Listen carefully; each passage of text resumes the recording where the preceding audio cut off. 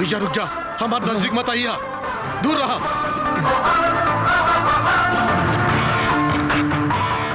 हमारा पैसा देवे कि ना?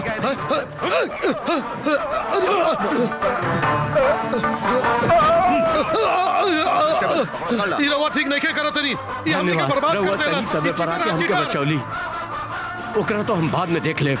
तनी हमरा साथे पुलिस स्टेशन चलबो तू? हाँ जरूर, काहे ना, चलिए।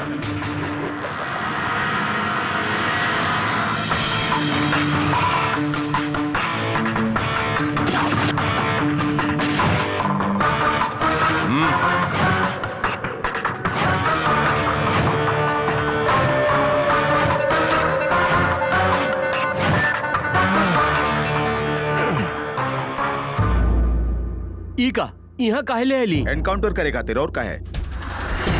रउआ शायद हमरा बारे में जानत नहीं की। तोहरा बारे में जाने खातिर हमरा के कोनो जरूरत नहीं है। थोबड़े से चोर देखात पड़ा। आम आदमी से बैंक में पैसा जमा करा के सारा पैसा करोड़पति लोग के लोन दे देला, बैंक के दिवालिया कर देला। सिगरेट पिए से कैंसर होखेला, दारू पिए से लीवर खराब होखेला, लेकिन तोहरा जैसन गद्दारन के वजह से सोसाइटी खराब होखेला। तोहरा पास सेल फोन तो होई? काहे? फोन आई का? कहां से आई?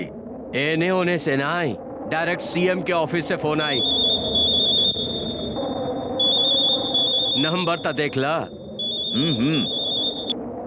हेलो जी, वो चेयरमैन तो, सॉरी सर, 5 मिनट पहले ही एनकाउंटर में मारल गई।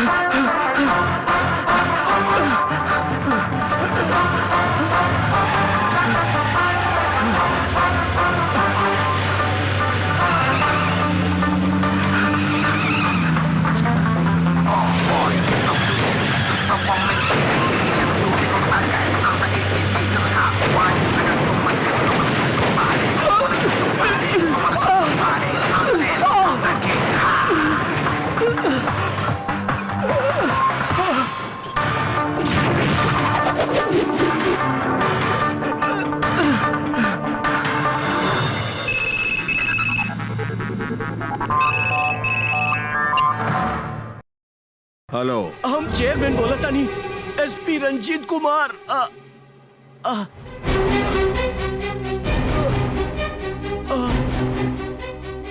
माधुर, माधुर, लॉकर के चाबी दे हमके।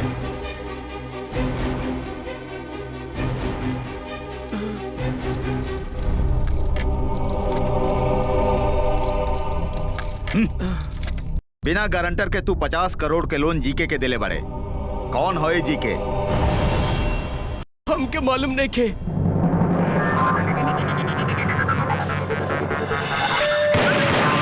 माथुर, माथुर। हेलो, जाना ताड़ा हम के हई जीके। अरे अगर तू हवे जीके तो हम हई ई के, एनकाउंटर किंग।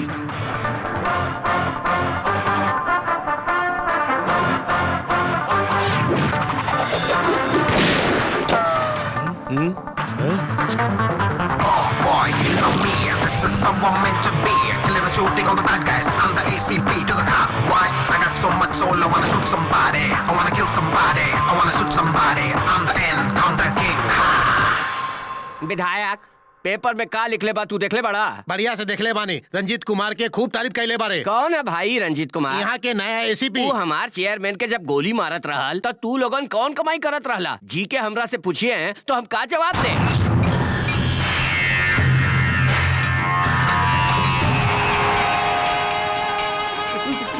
साहब, हमरा के माफ कर दी साहब, हमरा से गलती हो गई साहब, एक बार हमरा पे रहम करी, माफ कर दी साहब।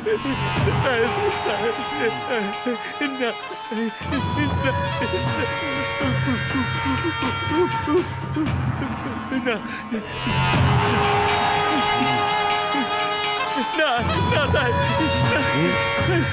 डैडी, हमके माफ कर दी साहब। डैडी, ड्रेस पहन के हम ब्यूटी कॉन्टेस्ट में जाइब तो ब्यूटी किंग बन जाइब ना। बन जेबू बेटी, जरूर है, जरूर तू ब्यूटी क्वीन बन जेबू। Thank you daddy, thank you. Okay, यहाँ कहे तू अंदर जा। चला अंदर चला। पापा अब कहे देलन ना, चला अंदर चला।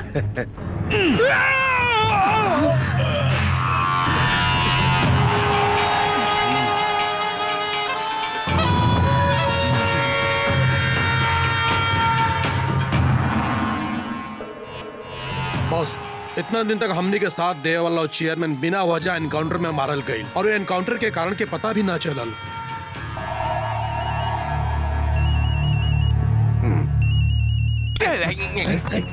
उनके फोन बा, चीकी के फोन बा। तू बात कर, तू बात कर भैया।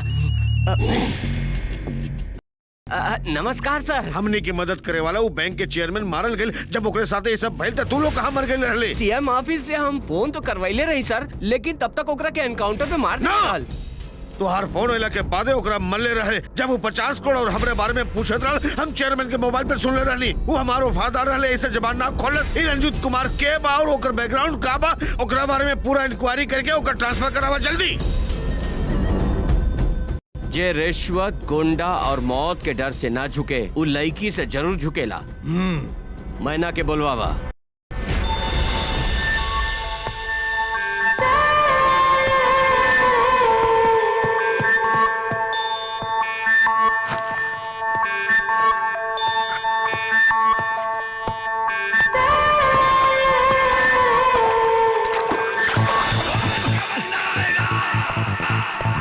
हेलो,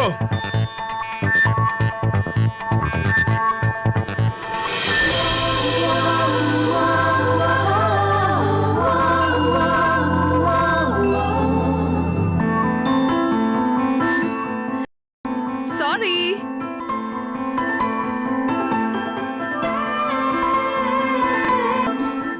उल्टा जूता।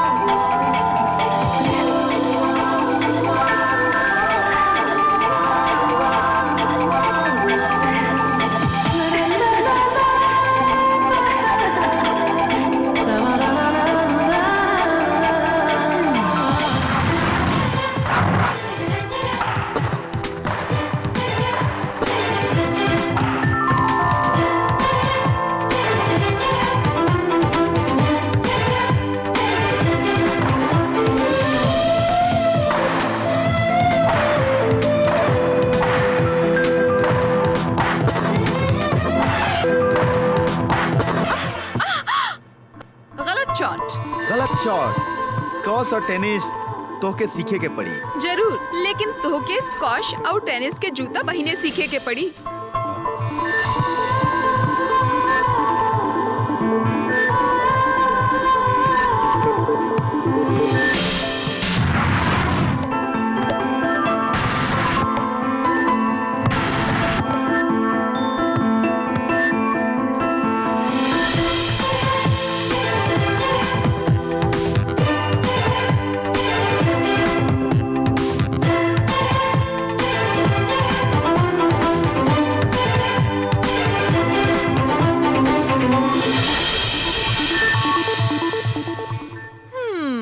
जूता। जूता के बारे में कुछ ज्यादा ही जानकारी बा तोके। कहाँ बा तोहर दुकान? हमार दुकान? हाँ, जूता के दुकान।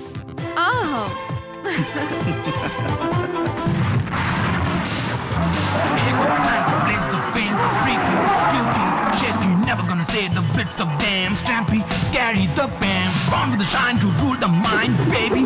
You gon' drive, never let you stay the dream of game, Scoopy, naughty gum man.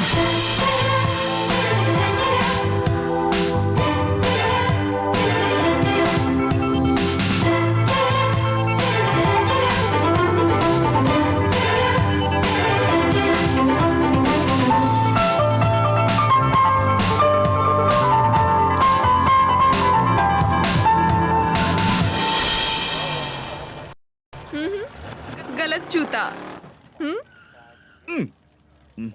आवा।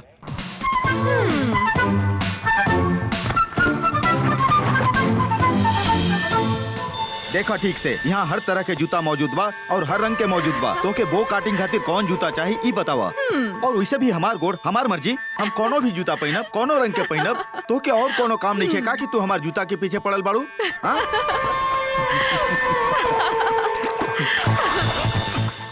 अगर रहुआ वादा पूरा ना करब तो जनता गड़बड़ी करी, होकर का उपाय बा? वो लोग के नया ख्वाब दिखाए।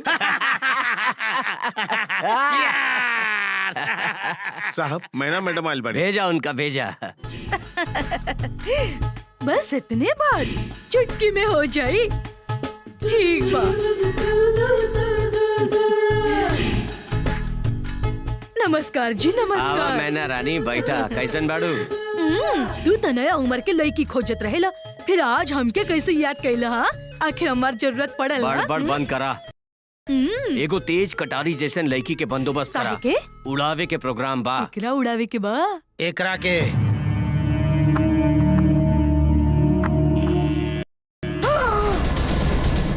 बाप रे, ई हमार कंपनी की 3 बार बंद करवावलस। ई कौनो लड़की के चक्कर में नहीं खेआवे वाला।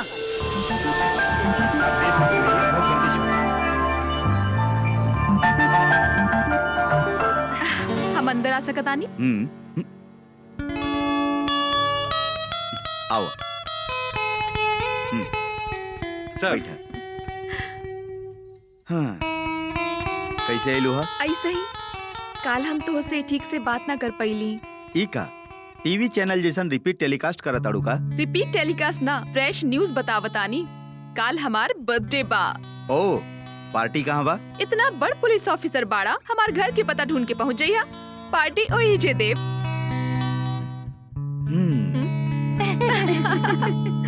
अरे ये तो एसीपी साहब के हो गाड़ी सकेला। पार्टी तो खूब चला जमी। अंदर जाके देखल जाए।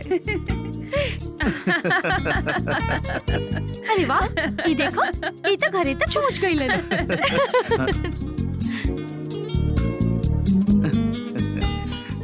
जन्मदिन बहुत बहुत मुबारक। धन्यवाद। 1 मिनट। ओके।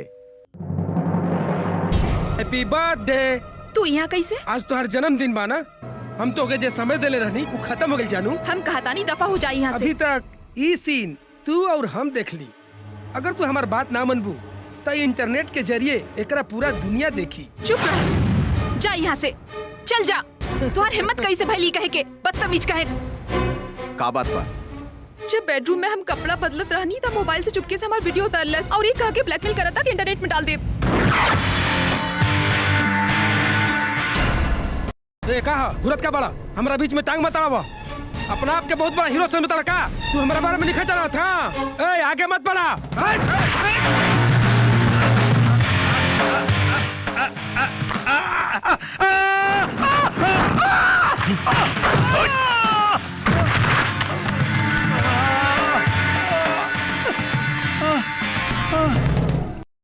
सेल से मेल तक कर सकेले, लेकिन ब्लैकमेल नहीं रे।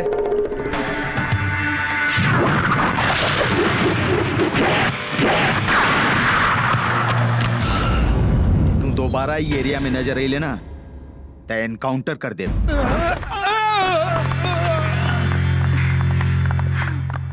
धन्यवाद। ये हमारी ड्यूटी है। सर, असल में ए ओकरा से बचे खातिर और इतना करी बैली। जॉगिंग, गो कार्डिंग, मैच भी खेल ली। यानी अब हमने ना मिलल जाई। जरूर मिलल जाई जब फिर हमके केहू ऐसा ही परेशान करी। अब केहू परेशान ना करी। काहे? हम जे तोहरा साथे बानी।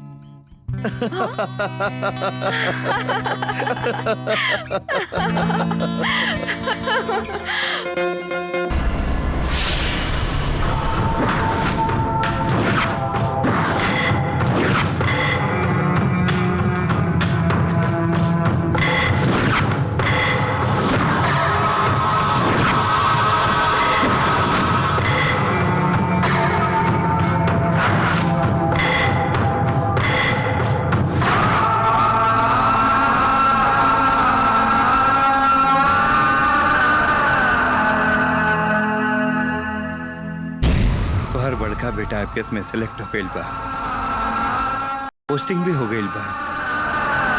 पाकिस्तान में तू कहाँ बड़ा ही जाने खातिर इंक्वायरी भी कैलस। डिफेंस वालन पुलिस वालन के ठीक से ना बतावेला, ये कह के हम बात के टाल देनी। वो मान भी गई। तो हर बेबी और लड़कन के जानकारी में तो अभी पाकिस्तान में बाड़ा। वो लोग तोहरा वापस आवे के इंतजार में एक एक दिन गिनत बाड़न। हम 15 अगस्त के रिहा हो रहल बानी।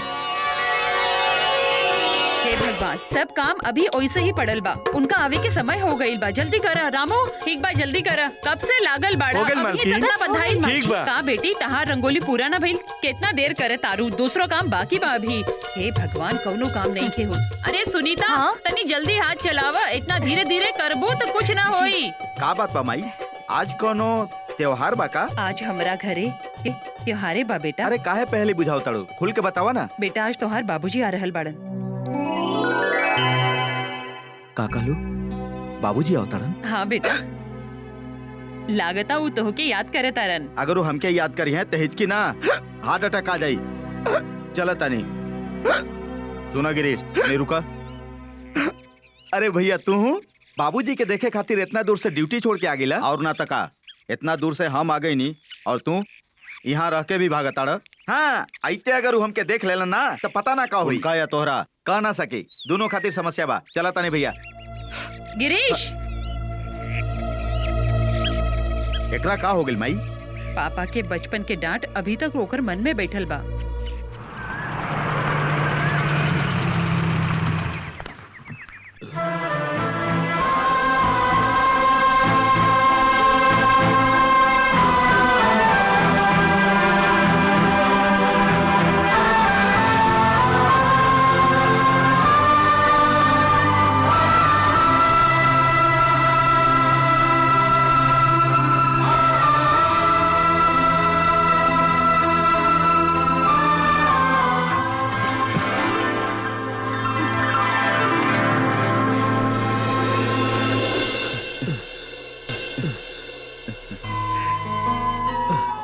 का बाबूजी? हम वापस आके तोके जैसन देखे के सोचले रही तो बिल्कुल वैसने मिलना। सुनीता बेटी तनी आरती के थाली ले आवा।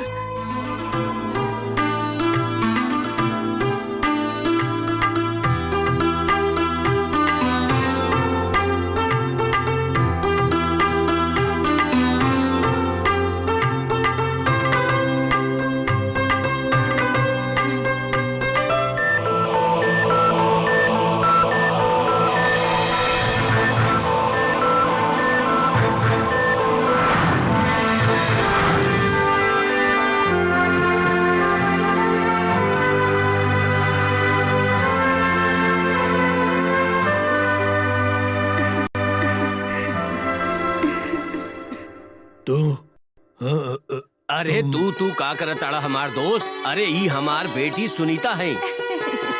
ऐजा गिरीश होवे के चाहिए। कहाँ बाबू? रउआ आवे के खुशी में वो मंदिर में नारियल तोड़े गइल बा। अच्छा ओकरा के मिले के बा। चला मंदिर चल जा। अरे बाप रे, अरे बचाओ, अरे क्यों बचाओ? निकाल हमारे 500 रुपया, निकाल अपना काट डाला तोरा के और बोटी बोटी काट के चिल कौआ के खिया दे, बुझले? निकाल हमारा रुपया।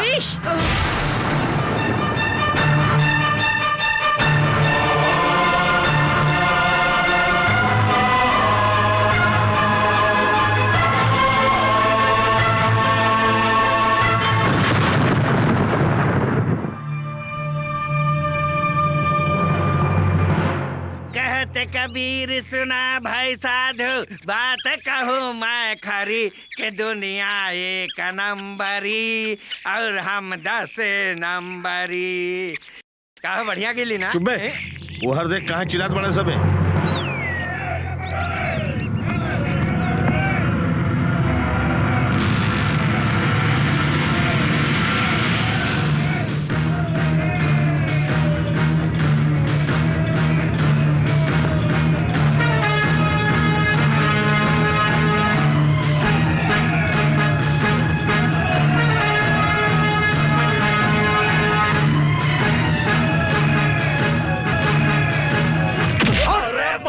मर गए।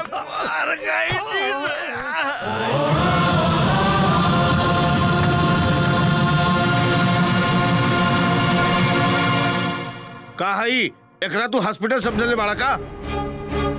ये लड़का में जान नहीं खे। तब फिर यहाँ काहे लेके आए बड़ा? एकरा कोनो शमशान में लेके गया? गरीब किसान फसल उगावेलन, बाकी वो फसल में कबो मिलावट ना करेलन। और तोहरा यहाँ के खाद में मिलावट की वजह से उ लोग के फसल बर्बाद हो गई। कितना मिलावट करबा? खाद में मिलावट, अनाज में मिलावट, घी में मिलावट, दूध में मिलावट, पानी में मिलावट, डीजल में मिलावट, पेट्रोल में मिलावट, नोट में मिलावट, वोट में मिलावट। तोरा जैसन मिलावट खोर की वजह से कितना बेकसूर लोग बेमौत मरतारन। सरकार मरे वालन के 1.5 लाख रुपया मुआवजा देत बाना। सरकार मुआवजा दे रहल बा तो तू मिलावट करके लोग के मारत रहबा का? हमके लेक्चर काहे देत बड़ा? अपन फरियाद लेके कानून के दरवाजा खटखटावा। कानून के लगे जाए से पहले तू लोगन के खत्म कर देवे के चाहिए। गरीब किसान लोग बड़ी मुश्किल से पैसा जमा करके खेती करेलन। तोरा जैसन बेईमान मिलावट खोर के वजह से उ लोग के जिंदगी बर्बाद हो जात बा। ट्रक में रखल सब बोरी नीचे उतार दा।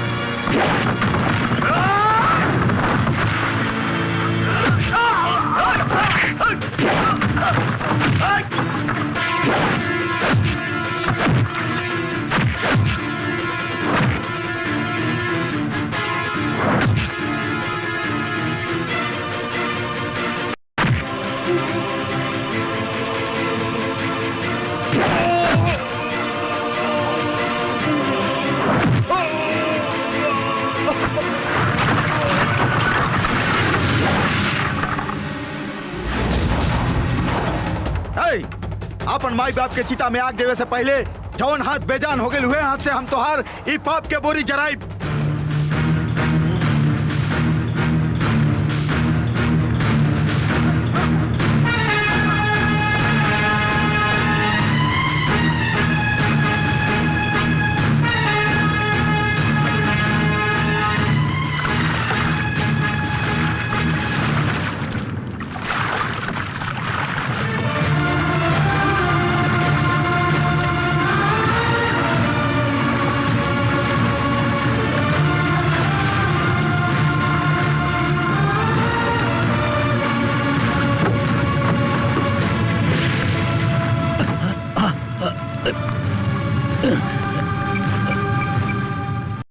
Hello police station.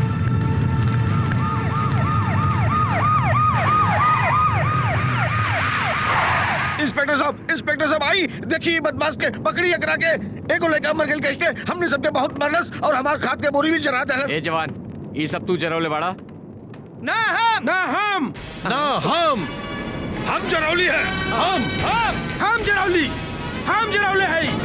हाँ, हम जरौले बानी। सुना ये सब तो एक साथे नारा लगाव ताड़ा। एक सुभाष चंद्र बोस से कोनो रिश्तेदारी बा का? एकर परदादा से उनकर यारी रहल हुई। अरे हमनी के एकरा से का लेवे के बा? सब एकरा पक्ष में बाड़न सर। एकरा खिलाफ कुछ ना हो सकेला। शॉर्ट सर्किट के केस बना के बंद कर दिहल जा। हम तोहरा से आइडिया पूछली हमके का? मालूम रहे कि जरूर पूछब। अच्छा तू खुद के होशियार समझेला?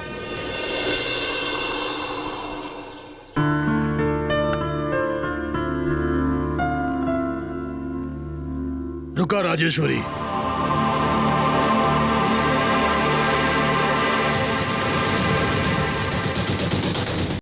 हमार सवाल के जवाब देवे के बादे आजू खाना खाई। खाना काहे ना खाई? हम अभियो छोट लड़का बानी। गिरीश तू चुप रह माई। जिंदगी भर इनका सामने कान पकड़ के उठ बैठ करे उनका छड़ी के मार खाई। अभियो छोट लड़का नहीं की हम। अब हम बड़ हो गई। ओए करवाजो चक्कर दिखाई बा तो घर से बाहर निकाल दे तोरा। तोहरा बिना भी 12 साल निकाल देले बानी। ये मत भूला। अपन बकवास बंद कर। पूरा गांव के जमा करके वो ठेकेदार के खाद काहे जरौले तो? वो ठेकेदार के ना जरौने शुक्र माना। सुनत पड़ू ना तू? बचपन में छोट मोट आवारा गर्दी करत था और अब सरेआम दंगा फसाद करे लागल। तुम्हारी नालायक बेटा एकरा में इंसानियत नाम के कोनो चीज नहीं है। भगवान राम और कृष्ण भी तो पापी और दुराचारी राक्षस लोग के मारत रहला ना। और आज के समय में भी हमारे देश में आतंक और उग्रवाद फैलावे वाला के हमारे देश के सेना मारेला कि ना? तो किसान के घर बर्बाद करे वाला बबन राय के मरली तो तोरा गलत लागता? तू के होखेला ओकरा के मारे वाला? पुलिस वाला तू? आप पुलिस तो बा लेकिन पुलिस वालन तो खुद अपन जान बचावे खातिर हर जगह लुकात फिरेलन। तोहर किस्मत अच्छा रहे कि पुलिस के पहुंचला पर गांव वाला तोहर गुनाह पर सर ले ले और तू बच गईला। नहीं तो तू अब तक लॉकअप में बंद रही। अच्छा कहला तू। वैसा हूँ हमरा खातिर ये घर से बढ़िया जेले बा। गिरीश और ना तो काम आई। खाद समय तो जानवरों के परेशान न कल जाला और ये बाड़न की हमरा खाद समय। गिरीश गिरीश गिरीश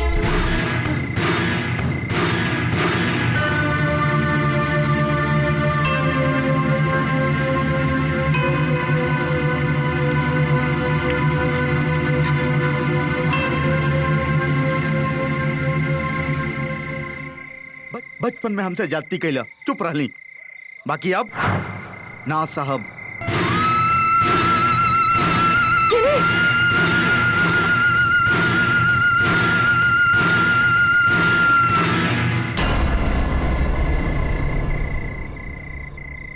इतना उडंड काहे बा? ऊ जवन कहलस ओकरा पर रउआ ठंडा दिमाग से सोची। रउआ खुद समझ जाई। अरे कल्लू वो कमीना के नाम का बा? ओकर नाम गिरीश है बाबूजी। परसों बैंक के चेयरमैन जे एनकाउंटर में मरले रहल उहे एसीपी के छोट भाई है। धन्यवाद। सुनी जी वो हमारा रंजीत है। करोड़ों रुपए के बैंक घोटाला के बाद सरकार आम मनई खातिर कुछ ना कैलस। पब्लिक के लाख गुहार के वादो कोनो मदद ना मिलल। ऐसा हालात में बैंक के चेयरमैन के पकड़ के पब्लिक के पैसा वापस दिलावे वाला दिलेर ऑफिसर रंजीत कुमार जी के हम अभिनंदन करतानी। रंजीत कुमार जैसन अगर सब पुलिस वाला ऐसा ही अपन जिम्मेदारी समझे तो इस समाज से भ्रष्टाचार कम हो जाए। सरकारी नौकरी करे वाला लाखों लोग सिर्फ तनख्वाह लेवे खातिर नौकरी करेलन। बाकी कुछ लोग ऐसन भी होखेलन जे अपन नौकरी के अपन फर्ज समझलन, जैसे कि रंजीत कुमार जी बाड़न। ऐसे ईमानदार और कर्तव्यनिष्ठ ऑफिसर के बदौलत आज आम आदमी के कानून पर भरोसा रहेला। हम सबके तरफ से रंजीत कुमार जी के धन्यवाद देतानी और अभिनंदन करतानी। अक्सर ऐसन बहादुरी के काम करे वाला ऑफिसर के सरकार सम्मानित करेला। बाकी हमनी रंजीत कुमार जी के अलगे सम्मान देल चाहतानी। सामान्य जनता नाता प्रमोशन दे सकेले और ना मेडल, बल्कि रंजीत कुमार जी के ए मेडल से सम्मानित करी। ई नाता डिपार्टमेंट के मेडल बा नाता राष्ट्रपति पुरस्कार, तब वो महत्वपूर्ण बा।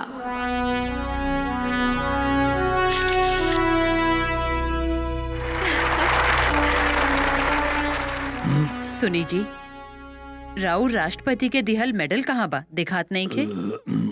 वो नहीं के राजेश्वरी। कहाँ बाजी? भुला गई।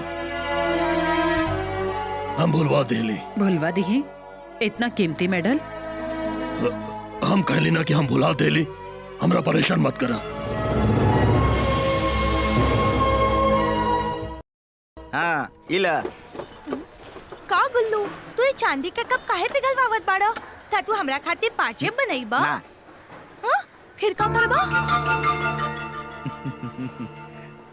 हाँ इला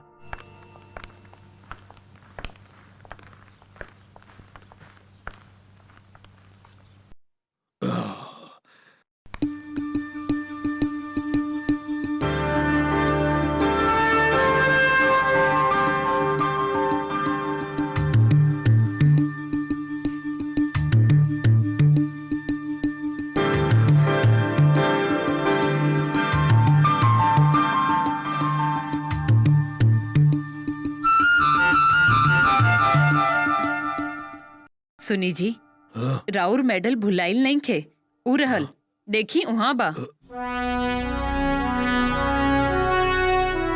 वो हमार ना हा राजेश्वरी। कहता कि तू बनवैले बाड़, बतावा। अपन सब मेडल पिघलवा के हम ही बनवले बानी।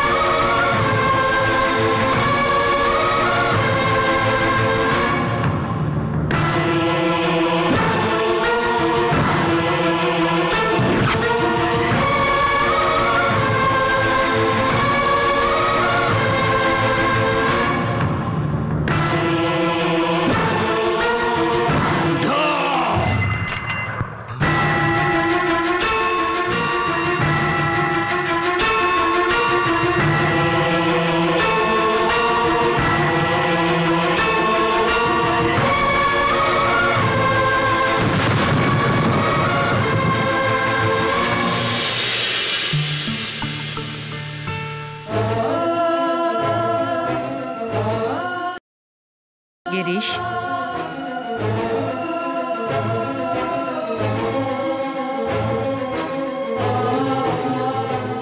तू बाबूजी के गला में ई मेडल देखल चाहताड़ा? तो पहले कुछ बन के दिखावा बेटा। हाँ,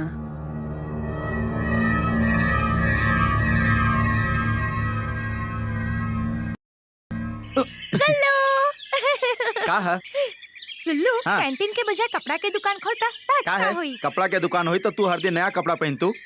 सुना, अगर केहू काम ना करे तो गलत बात होला, बाकी कोनो न कोनो काम करत रहना अच्छा होला। देखिए एक दिन एकरा हम 5 स्टार होटल बनाए। गुल्लू, हाँ हम पहला बार फीता काटतानी ऐसे बड़ा खुश बा। अगर कहा था यही फीता में से एगो टुकड़ा काट के तुहार चोटी में बांध दी, हाँ? होटल के फीता तू ना कटबू, बुझलू?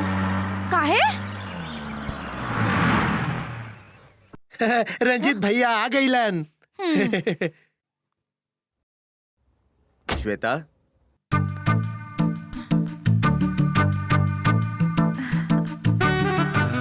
ये है खूबसूरत कन्या। हाँ, वो दिन जब भैया के गला में मेडल पहनावत रहे, उहे है।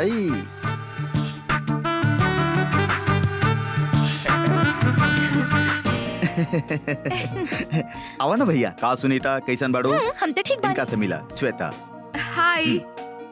बड़का भैया, ये हीरोइन के है, हमार भाभी है। टाइम हो गइल बा, चलो पहले फीता काटल जाए। हाँ हाँ, चला चला चला।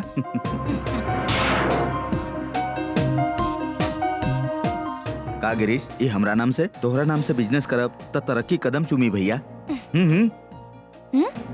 हाँ।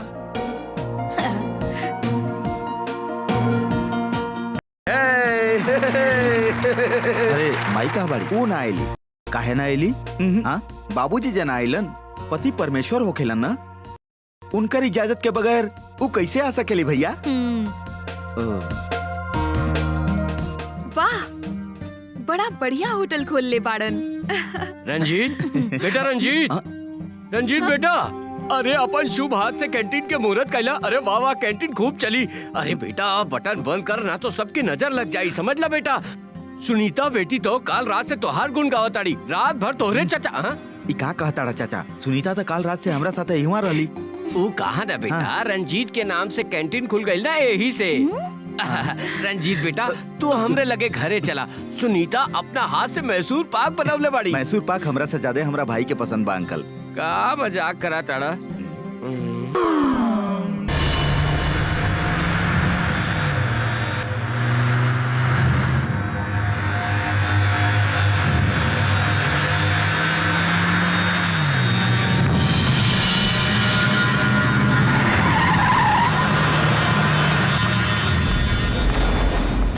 ये सब गाड़ी में काबा ई जेके साहब के माल जा रहल बा।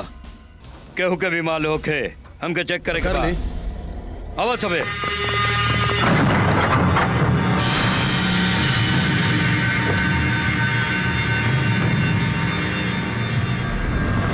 पकड़ा के रखे।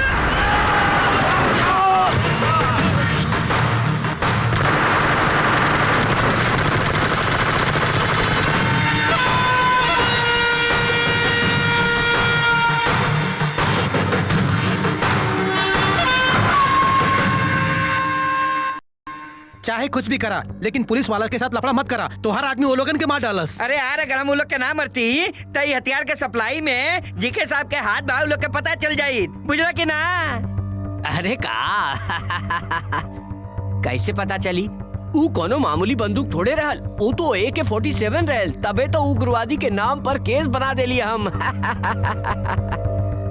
अजीब भूखाइल के खाना खियावा तो ऊ खुश होकेलन, लेकिन मुसीबत से बचावेला हमरा जैसन के आप ही ख्याल रखेली जी के साहब। हेलो,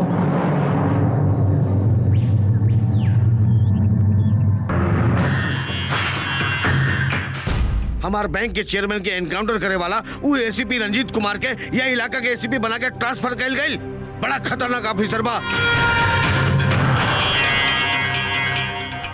देखा इंस्पेक्टर, ओकरा से होशियार रही है। वो कबो भी तोहरा से कोनो भी फाइल मांग सकेला। जी हमारे पुलिस स्टेशन में स्वागत बा सर। हम सुनील यादव, ई सूरज भान सर। का है? करंट फाइल क्लोज फाइल ले आवा। ई का सर, रउआ से पहले आइल सब ऑफिसर चार्ज लेते समय हमसे हमेशा करंट फाइल मांगत लेकिन रहलन। हम क्लोज फाइल ही मांगिला, ये हमारे स्टाइल है। Good morning sir. Good morning.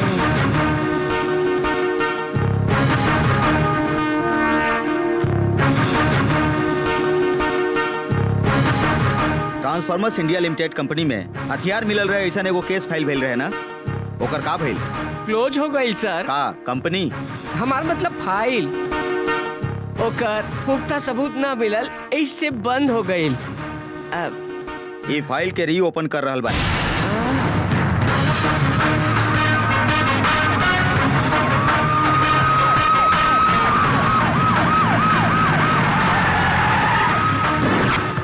तू लोग अंदर जाके सर्च करा। जी सर, चला लोग। ओके सर।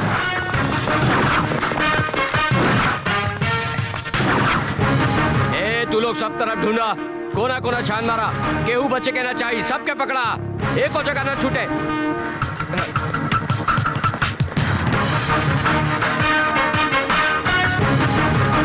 सर ये सब कहाँ हो रहल बा? अनहर पड़े का दिखा देखे। अरे हमके छोड़ी ना, हमके छोड़ी ना।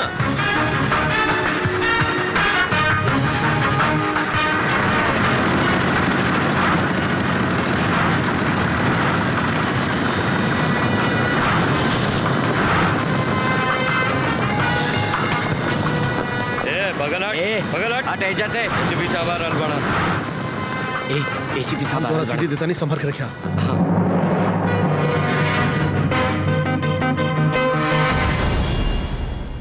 यहाँ कुछ ना मिलल सर। सर सब और ये देख लेनी, कुछ ना मिलल सर। ठीक बा सर। और कुछ देखे के बारे हुआ किसका? जी के बड़का बड़का मछली फसावेला सर। बड़ मछली के फसावे के होई त ई काटा काम ना करी, जाल बिछावे के पड़ी।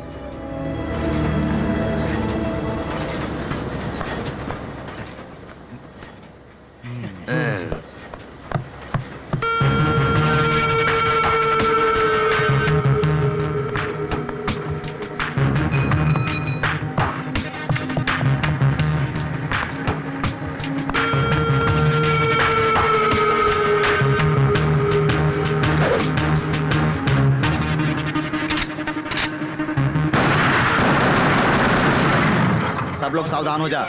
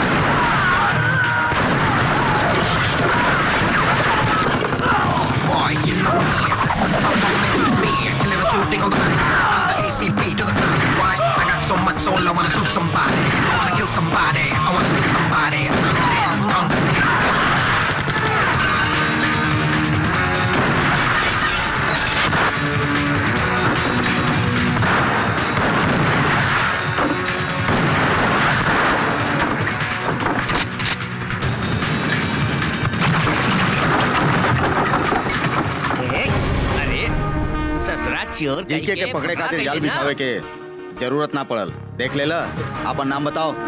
कुमार वर्मा। हमार नाम जाना ताड़े तो? हाँ, एसीपी रंजीत कुमार। ना, एनकाउंटर रंजीत कुमार। हम चाही तभी यही जातो एनकाउंटर कर दी, लेकिन जीवन दान दे रहल बानी कोर्ट में तो के जीके के खिलाफ गवाही देवे खातिर। अरे रे रे रे रे रे ई का तू लोगन के चेहरा पे मतलब का छली बा? हमार माल के का भइल? केहू तो जवाब देवे। चुप काहे बाड़े जा? हम चुप बैठे वाला नहीं की। अगर हमार माल ना मिलल तो सब लोगन के यमराज के टिकट थमा दे, समझ ले तू लोग। अरे बाप रे, 2 करोड़ एडवांस देले बानी हम। कौवा लेका काव मत करा, हमार साहब तो के जवाब दी है। अरे शंकर सिंह, अरे टेंशन कुछ काहे नहीं ले साहब, पड़ा? रउआ बानी तो कैसन टेंशन। बाकी माल अगर टाइम पर ना पहुंचल तो श्रीलंका वाले हमके वहाँ मरी है और यहाँ दफनाई है। वादा कैला के बाद माल ना पहुंचल, ऐसा पहले बेर भइल बा, आखिरी बार भी हो सकेला। घरे जा, माल पहुंचे। हम समझ गए ली साहब, अब ना बोला। लेकिन एगो डाउट बा, कुमार वर्मा के कल कोर्ट में हाजिर करे वाला बा। अगर वो कुछ डोंट वरी, वो हमारा आदमी बा। कब, कहाँ, कैसे बोले के बा ओकरा अच्छी तरह मालूम बा। तू काल कोर्ट में जब पूछताछ हो रहल होई तो बाकी के माल बॉर्डर पास कराओ के बंदोबस्त करा।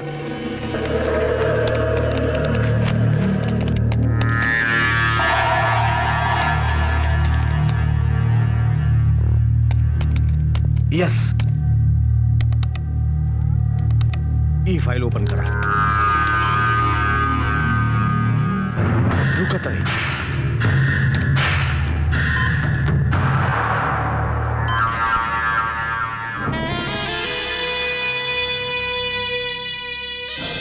तई चक्रवर्ती के बेटा हुए। लाला भाई खा। भैया बड़ा के कलर देखिए, ओकरा डांटी ना, नहीं तो काम ना करी। अबे काहे ना बनाई, तू ओकर चिंता छोड़, जाके अपन काम कर।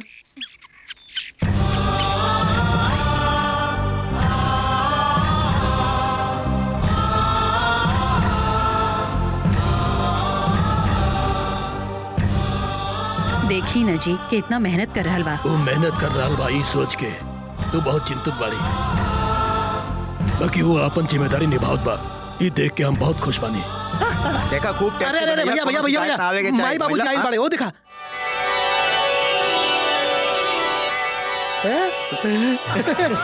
चल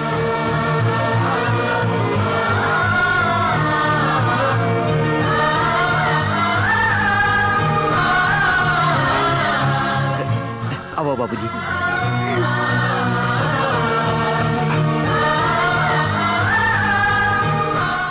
बाबूजी हम अपना हाथ से नाश्ता बना के ले आवता नहीं। तू रुका, माई और बाबूजी खातिर हम नाश्ता बनाई। ये रैकेट में तोरा साथे के बात बताइबा तो तुहार सजा में कभी हो सकेला।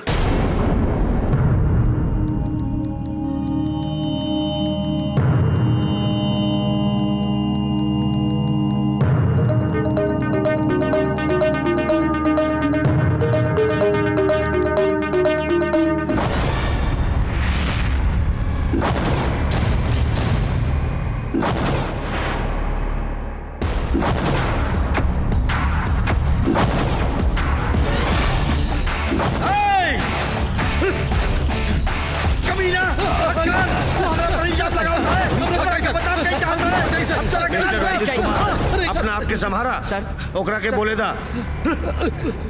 ओकरे आधार पर सबूत इकट्ठा कर और मुजरिम की अदालत में हाजिर करा। खाना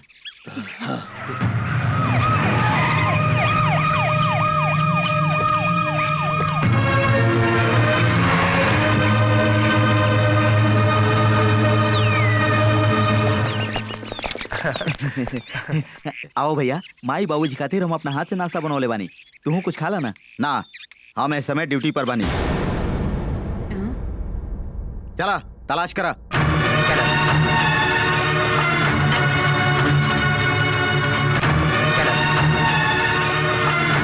सब कुछ छान मारा।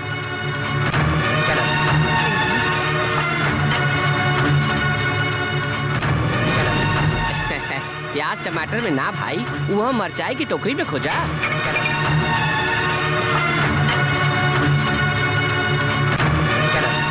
पूरा के पूरा कैंटीन में हथियार भरल पड़ल बा।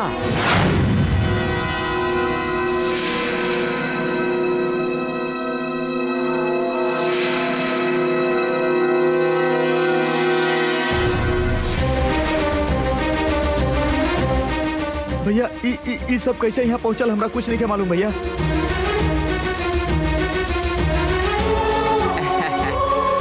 परसों जो ट्रांसफार्मर कंपनी में रेड मारले रहनी ओइजा के माल भी ऐसने रहे सर।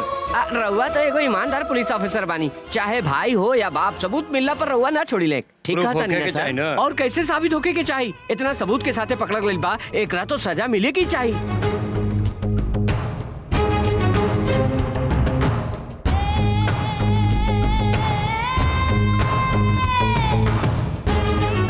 ये सब देख के हम सोचत रहने की तू बदल गई होई बा, लेकिन हम गलत रहने। तू कभी ना बदल बे। तोरा से उम्मीद रखल बेकार बा।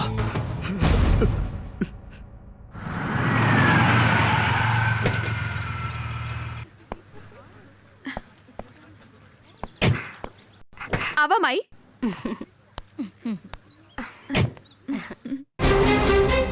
उहे हवे रंजीत के बाबूजी।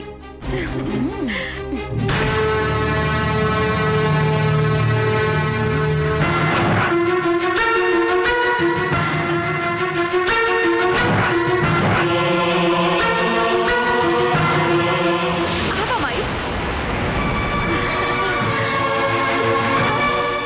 का भाई?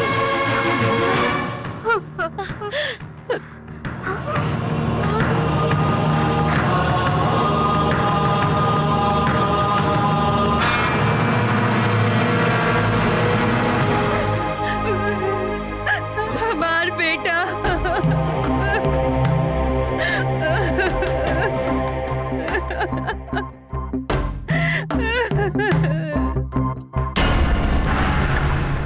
ये काम आई रंजीत से मिलने बिना ही तू वापस चला ही लो। का बात करती हम वहाँ के हालत ना देख लू का वहाँ केहू से बात कल जा सकत रहे।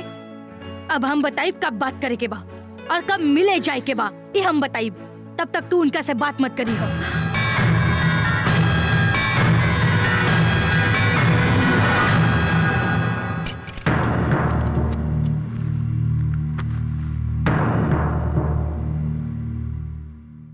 कैंटीन में पुलिस के ड्यूटी निभावला और अब जेल में भाई के फर्ज निभावे आ गिला। हाँ छोटू, बड़ भाई के फर्ज हम कबो ना निभावली। उल्टा हर समय तो के हमरा वजह से नुकसाने भइल। जब छोट रहला हमरा वजह से पढ़ ना पैला और अब हमरे वजह से उ लोग तो के एक केस में फंसावलन जोना से घरों छूटल। गिरीश, धन्यवाद माई। आज हमके लगल कि हमरा खातिर आंसू बहाए वाला केहू बा। कैसन बाड़ा बेटा? जेल में बानी लेकिन घर जैसन बानी। काहे कि घरे भी बाबूजी हमरा खातिर जेलर जैसन बाड़न। उनका तू चाहे कुछ भी कहा, लेकिन वो तोहरा बारे में कितना चिंतित रहेलन तू नहीं काहे खजानत। खातिर जेल से भाग जेबी सोच के? तब तो एकदम में ठीक सोचा ताड़न। का? ऊ बोर्ड पर देखा कैदी लोग के संख्या 213 लिखल बा, लेकिन काल सुबह तक वो संख्या घट के 212 हो जाई। ना भाई तू ऐसा मत करिया, तोरा नाजायज ढंग से वो लोग फंसौले बाड़न। हम तो के बेगुनाह साबित करके यहाँ से ले जाए। तब तक तू कोनो गैर कानूनी काम ना करबा, हमसे वादा करा।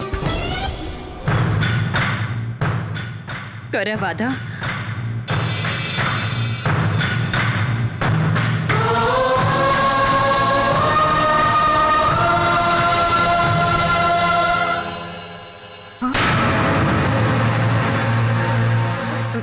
हाथ गोड़ धो के तू भीतर आवत बाड़ू ना। मंदिर में घुसे से पहले पवित्र होए के पड़ेला और कोनो अशुद्ध जगह से आवे के बाद घर में घुसे से पहले हाथ गोड़ धोए के पड़ेला। और आज तू एक अशुद्ध जगह से आवत बाड़ू। काजी उरा और बेटा है। जौन दिन वारस्ट भइल रहे उहे दिन मर गइल रहे हमारे खातिर। आगे से तू जेल जाके हमारी इज्जत खराब मत करिया। हम का करी राम हमरा छोकरी ना मिलल। हम का करी राम हमरा छोकरी ना मिलल। हमके बोलवनी है साहब। बड़ा गाना वाना गा रहल बड़ा कुमार वर्मा खातिर कुछ खास चीज लेके आइल बड़ा का? आज त्योहार है ना तो उनका खातिर बड़ा ले आइल बानी। अरे जेल में ये सब ना लेके आवे के चाहिए भैया। अच्छा फल फूल बिरयानी और मोबाइल ले आ सकिला? तू सब भी लाइल बड़ा का? ना इली आइल बानी। अरे इतना का जाता था नहीं, असली बा नकली नहीं खे। हाँ हाँ हाँ ठीक बा ठीक बा ठीक बा, सब चली। बहुत जबान चल दिया चला।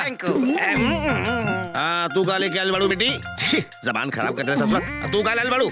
हम काले आई बने तो देख ना सके। देखा ना दिखाए वाली चीज लेके आवे के जेल में मनाई बा। जब हम दिल चाहिए वो दिखाई ना देवेला। मतलब ना समझला ना ना। हम अपन गुल्लू खातिर बहुते प्यार लेके आइल बानी। वाह वाह, अंदर जाके ओकरा के दे अब दा। हम जाएं? हाँ, जा। ले जाएंगे हम दिल वाली दुल्हनिया ले जाएंगे। अरे रुको रुको रुको ले रुको। जाएंगे। अरे एक बैग में बम बम बम बम बम। एक बैग में बम बम।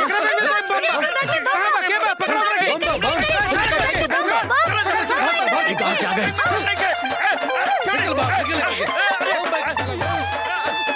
अरे नालायक, बम लेके बड़ा बा कहाँ बा? बड़ा निकाल। देखी ना, ये देखी। कहाँ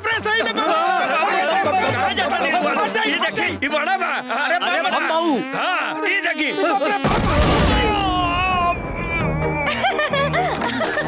हे, गुल्लू। ये बड़ा बम कैसे बन गई? कांस्टेबल अरेस्ट हिम। हो गई तोहरे याद में। अरे सारी मत कर जल्दी। हेलो सर, एसबी रोड पर एगो आदमी पर केहू गाड़ी चढ़ा देला सर। वहाँ ट्रैफिक हवलदार श्याम सुंदर हुई। ओके बता देना भाई। ओकरे पर तो गाड़ी चढ़ल बा सर। हाँ? Morning sir. Good morning. का जी Surajbhan ji? Sir good morning. हमरा होम खातिर मिनिस्टर कोनो के फोन ऑफिस से आइल एगो है का? फोन आइल रहे। का बात भइल? कुछ खास ना सर। हाँ? डीजीपी साहब के ऑफिस से भी फोन आइल कोनो खास रहे। बात? ना सर। डेटा कलेक्ट करा और कुछ? श्वेता नाम के लड़की 3 बार फोन के ले रहा। सबके सामने मत बोलल करा। हाँ, अब खुल के बतावा। वो कुछ बतैली ना सर। 15 मिनट बाद फिर फोन करके रख देली। अब तशरीफ ले जा। हेलो। हाय रंजीत, श्वेता बोलतानी। हाय श्वेता, कहाँ से बोला ताड़ू? घरे से बोलतानी। परसों हम और माई तोहरा घरे आयल रहनी। तो मिल्लू काहे ना? कैसे मिलती? उहा ता तू अपन भाई के अरेस्ट करके ले जात रहला। माई हमके ई कह के वापस ले आईली कि उस समय बात कईल ठीक ना हुई। तोहर भाई के का गलती रहे? ओकर कोनो गलती ना रहे। कुछ लोग के साजिश रहली। बस हफ्ता भर में सब कुछ ठीक हो जाई। ओकरा बाहर आइते तू जैसे अपन माई के साथे हमरा घरे आइल रहलू, वैसे ही हमहू अपन माई बाबूजी के साथे तोरा घरे आई शादी के मुहूर्त निकलवावे।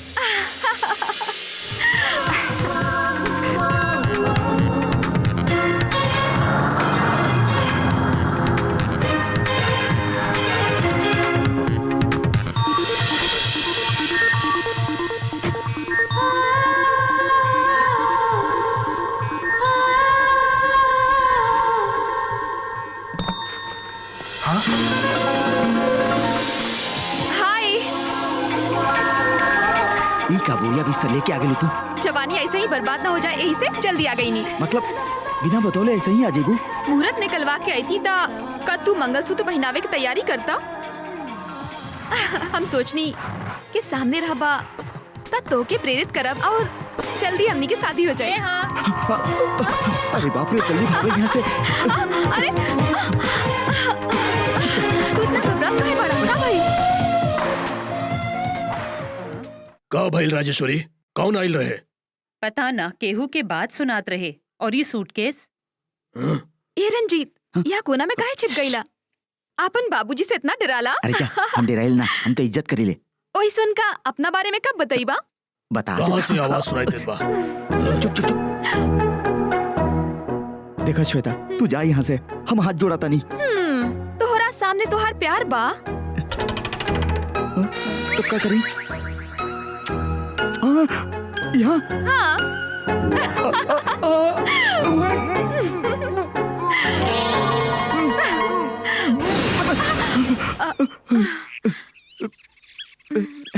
देखा, पुलिस वाला होके चोर जैसन छुपल वाला कौन है ये लड़की? बाबूजी, ये लड़की जी, हमारा नाम श्वेता है। ओ दिन फंक्शन में तो ही रंजीत के गला में हाथ डले रहलू ना? हाथ न रहे, मेडल रहे। मेडल पहनवलू ठीक बा। ई सूटकेस लेके काहे आइल बाड़ू? हम यहाँ एगो इंटरव्यू देवे आइल रहनी, तो हम सोचली कि रउआ सबसे मिलते जाई। तो मिल ले लू ना, अब जा ना। अंकल जी, अगर नौकरी मिले तक हम यहाँ रह जाती ता। ओइसे हमरा घर में एगो नौकरी खाली बा बेटी। ऊ बा ए घर के बड़की पुत होके ऊ नौकरी कइल चाहबू। हाँ?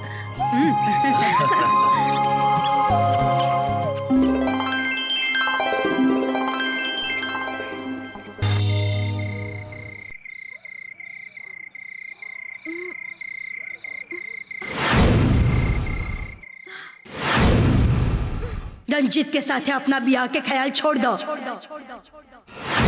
एगो खूनी परिवार में हम अपन बेटी के कब बोना बियाहब।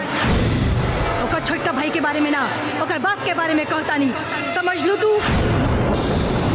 वो 12 साल पाकिस्तान की कैद में बितौले बाड़न माई, वो आर्मी ऑफिसर रहलन। बिल्कुल ना, तू तो हर बाबूजी के कातिल बाड़न। वो 12 साल जेल में बितौले बाड़न अपने देश में कैदी बनके। सरेआम उनका कबूल करे के होई कि उहे तो हर बाबूजी के खून कैले बाड़न। हम तब तक उनका माफ ना करब।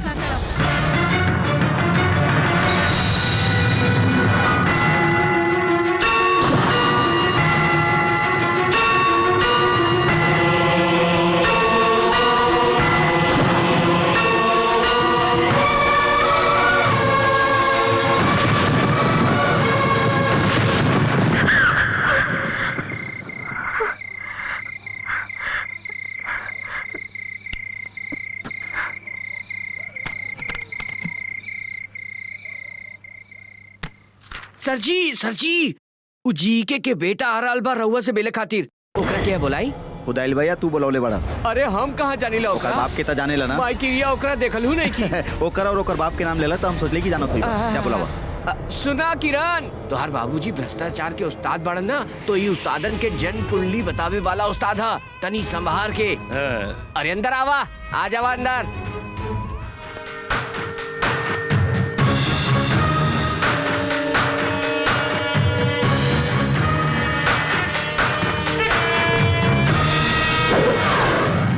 ई कहा एकरा सूटकेस कहल जाला। एकरा वजह से हमार देश में कितना सरकार गिर गई। तोरा ज्यादा कुछ करे के जरूरत नहीं है। जेल में हमार आदमी कुमार वर्मा पर जौन केस बा ओकरा खारिज करबा त पैसा तोहार हो जाई बोनस के रूप में। हम तोहार निर्दोष भाई के जेल से छुड़वा दे।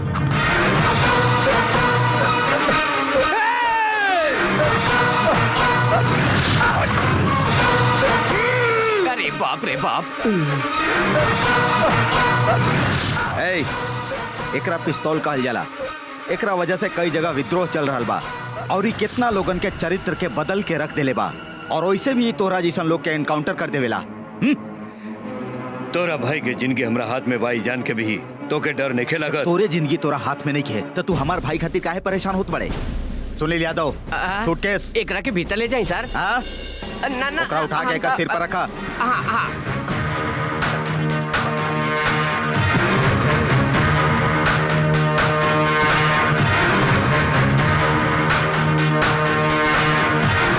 अरे जाके अपन बाप से बोल कि रंजीत कुमार रिश्वत ना लेवेलन, देवे वालन के ठोक देवेलन।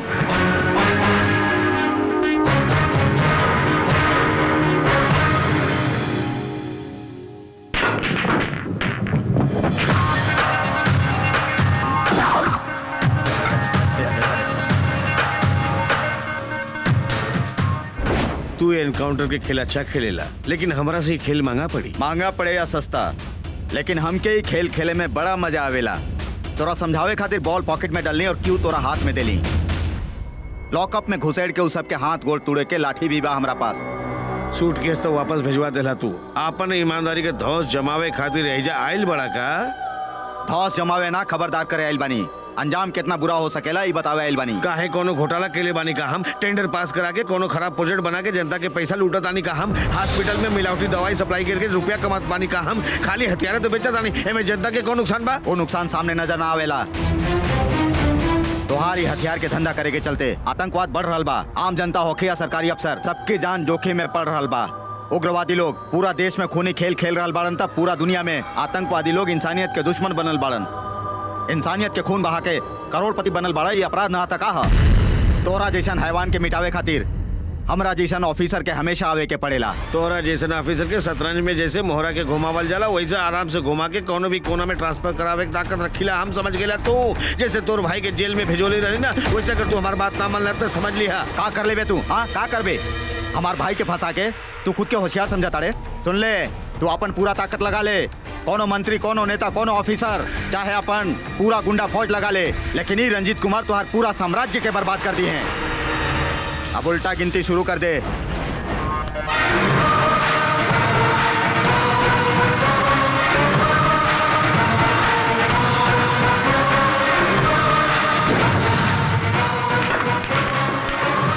ये का बोल के गई साहब, ओकरा बात से ही डर लगा था। अगर वो मारी तो भगवाने बचाइए। ओ कमारी, ओकरा पहले हम ओकरा खत्म कर दे। अरे खाली बोले से कुछ ना होई। सुना, वो कुमार वर्मा से सब सच उगलवा के रही। जल्दी कोनो उपाय कर। कुमार वर्मा अब जेल से कोर्ट ना पहुंची।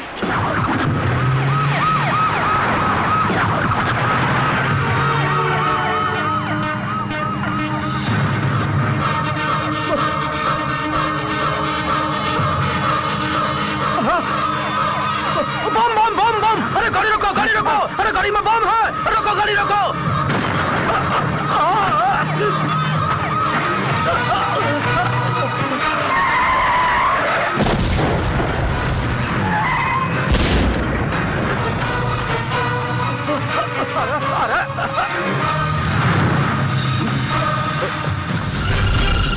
कुमार वर्मा, कुमार वर्मा, कुमार वर्मा, आँख खोला।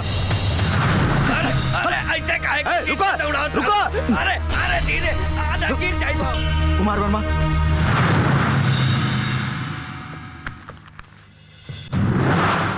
ई का एकरा अभी तक नौकरी पर रखले बड़ा, कहले रही ना कि हटा देवे के। बिना बतौले निकाल दिल जाए। ये राजनीतिक पार्टी ना है, पुलिस डिपार्टमेंट है।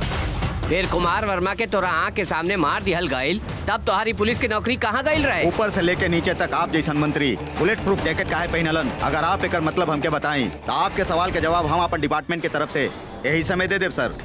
भाई वाह, बड़ा जोश में बात करत अड़ा। कुमार वर्मा के साथे तोहार भाई भी उहे वैन में रहल, ऊ काहे न मरल? बोला ऊ कैसे भाग गईल? बोला। एकर मतलब कुमार वर्मा के मरे से ज्यादा हमारे भाई के भागे के गम बा। तू अपन भाई के भाग जाए देला। मंत्री जी, जवान मुंह में आवता वो बोलत जाता नहीं। ये आपके जैसा नेता लोग के काम है, हमरा जैसन ऑफिसर के ना।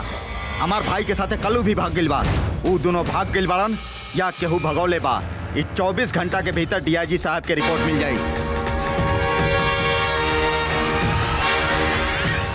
ई का इतना अकड़ के बात करत रहली? चापलूसी करके अपन मतलब साधे वाला ऑफिसर लोग में हिम्मत ना हो सकेला। फर्ज और ड्यूटी निभाए वाला ऑफिसर ऐसा ही बात करेला। हाँ, सांझ होके तो कहीं वो आपके आदमी लोग के गिरफ्तार न कर लेवे। ओ साहब नहीं खे।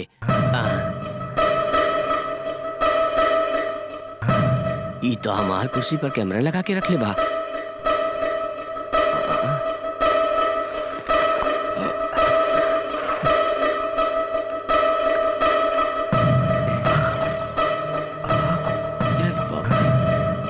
जी के साहब, हम बोले तानी सारा इन्फॉर्मेशन मिल गई ला।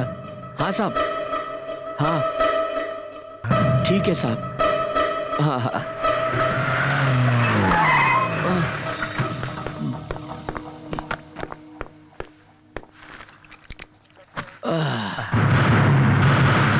भोलेनाथ के ही ना हमरो तीसरा आंख बा।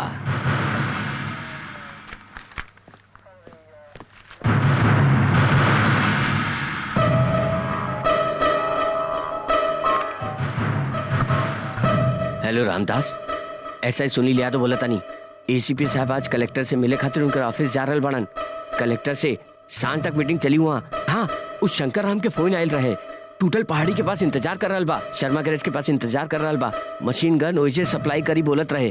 तू जा, हम फोन रखा तानी। सूरज भान जी हमरा साथे आई।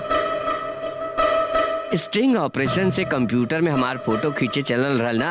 अब देखा कैसा तुहार फोटो पेपर में पूरा देश में छपेला।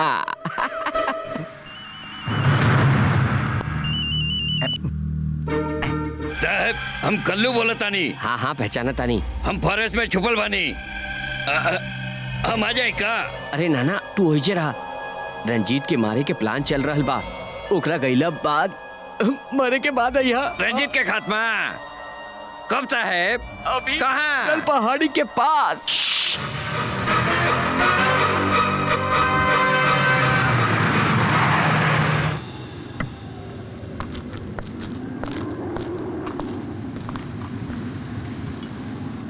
आप एजे रुकी।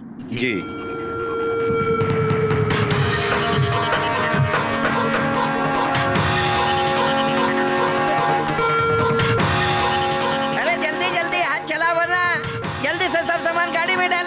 हेलो किरण बाबू हाँ बोला सुनील बाबू। वो एसीपी रंजीत ओइजे गइल बा।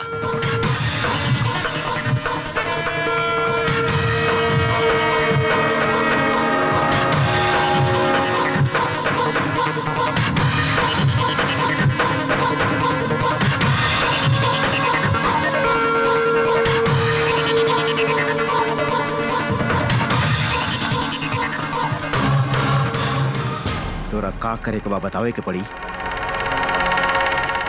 सुना सबे, सब बंदूक नीचे फेंक दो। अरे जल्दी बाप रे, नीचे फेंका, रखा, नीचे। जल्दी। अरे सब नीचे रखा। चल आगे बढ़।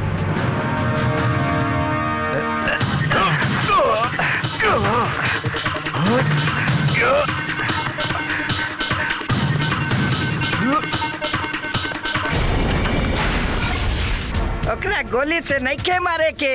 जब वो डायनामाइट पर चढ़ी तो ओकर चिथड़ा उड़ जाई, तब हमके खुशी होई।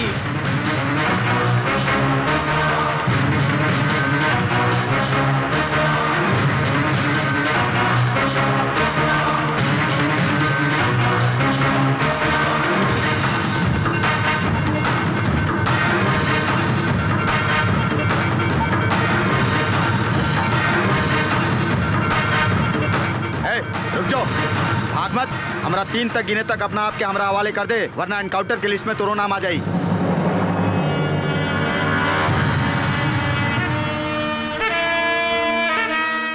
1 2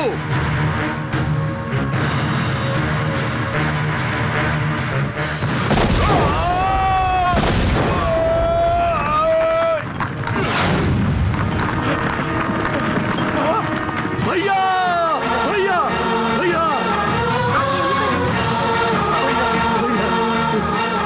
आप लोग बाहर रुकिए। हटा हटा जाए दो।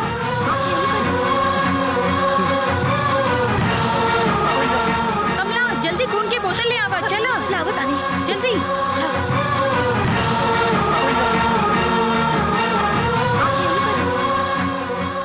पूरा शरीर के हड्डी में फ्रैक्चर हो गई बा। कोनो बड़ा हॉस्पिटल में लेके जाई पड़ी।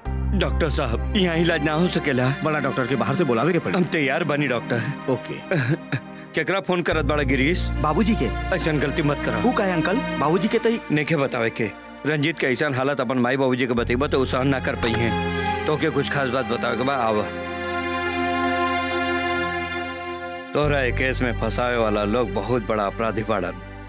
15 साल पहले तोहर बाबूजी के पोस्टिंग उत्तर प्रदेश में थी। वहाँ के एगो करोड़पति आदमी जी के तोहर बाबूजी और उनकर दोस्त अमरनाथ के एक दिन अपना घरे पार्टी पर बुलैलस। जी हम ले ले बने। लेडीज एंड जेंटलमैन, हम बहुत दूर से आके ये जगह पर ई राज्य के सीमा पर अपन बिजनेस कर हलबानी जानता ना काहे ज्यादा रुपया कमाए खातिर। और आज हम ये पार्टी भी देतानी वो अपन मतलब खातिर। सचमुच हम आप सबके बता दी कि आज हमार इकलौती बेटी के जन्मदिन बा।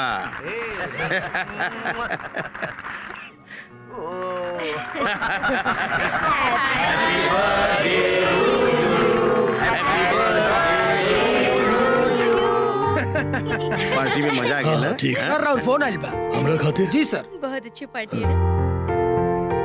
हेलो हेलो सर, हम हेडक्वार्टर से बोला तानी। एक मिनट होल्ड करो। मेजर खास फोन बा। या आप वो कमरा में जाके बात कर ली। कोनो बात नहीं, हमारा पर्सनल कमरा बा। Thank you. प्लीज आराम से हाँ, ठीक जाइए। हाँ बोलिए अमरनाथ जी।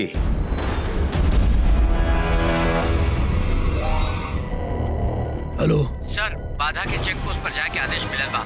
हमेशा जैसे बंदोबस्त करी का। ना मिलिट्री ट्रक में ले जाए से 3 बार आतंकवादी लोग हमला कैलन। वो बार औजार के साथे साथे हमने के सैनिक लोगों के भी जान कैल। ए बार वेपन्स के हमने प्राइवेट ट्रक में ले जाए, केहू के शक ना होई। ओके, लेफ्टिनेंट कर्नल अमरनाथ ये ऑपरेशन के इंचार्ज हुई है। ओके सर।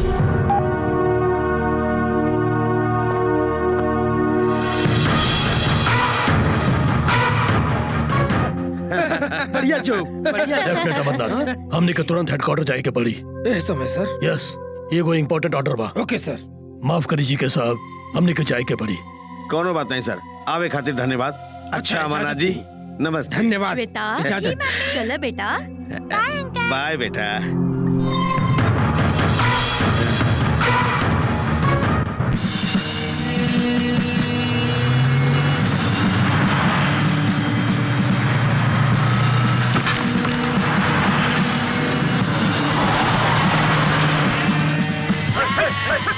सिंह जी साहब। देखा सब बकरी के सड़क पर से हटावा।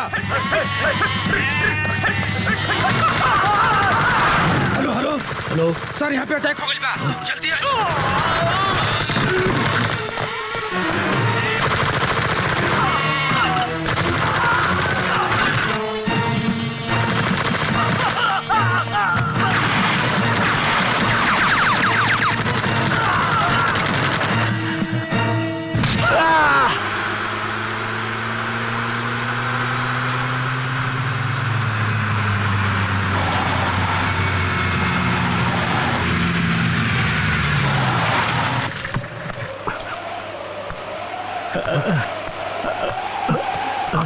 अमरनाथ अमरनाथ अमरनाथ सर का भाई अमरनाथ आँख खुला। अमरनाथ अमरनाथ बोला, अमरनाथ बोला, अमरनाथ।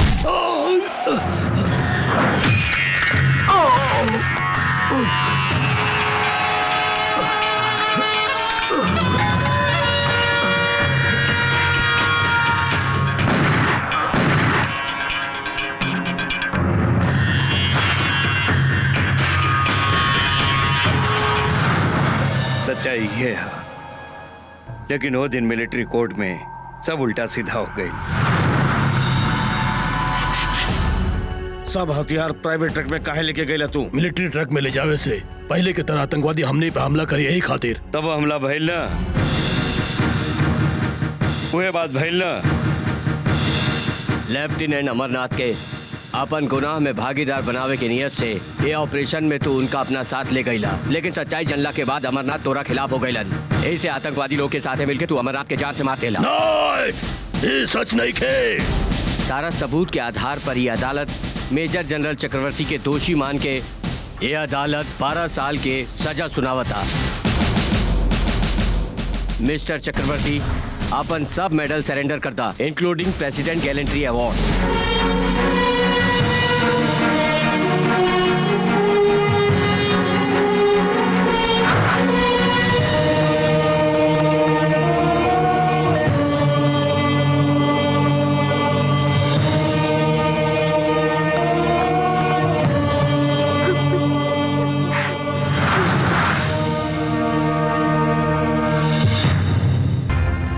तोहार बाबूजी हादसा तोखे नईखन बतौले, तोहार भाई के बतौलन ताकि उनका बेकसूर साबित कर सके।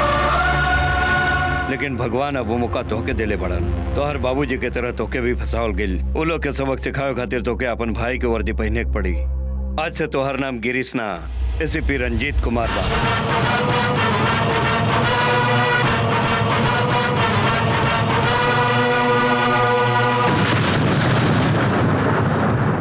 दुख भरे दिन भी तेरे भैया, अब सुख आयो रे। लड्डू खावा, खुशी मनावा और का।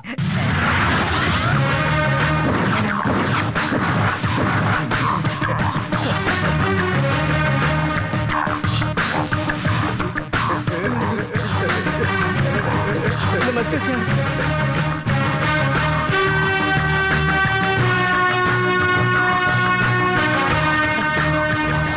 का बात बा, मिठाई बाटा ताड़ा? तोहार जन्मदिन बा? ना सर। तोहार बेटा के जन्मदिन बा? हमके तो खाली बेटी बाड़ी सर। ओहो, तो तोहार लवर के जन्मदिन हुई? ना सर। समझ गए नी, एकर मतलब तू केहू के टपकौले होई बा, वही खुशी में मिठाई बाटा ताड़ा। हाँ सर। ना ना ना ना ना सर। ई का भाई पसीना काहे छूटा? ऐसा ही सर, सब काम बड़ी मेहनत से करीला, यही से पसीना छूट रहल बा। हमके मिठाई पसंद नहीं है, बस नमकीन खाइला। सर सर सर प्लीज सर, एक मिनट सर, ई बम ब्लास्ट में ककार हाथ है। रउआ जानत बानी।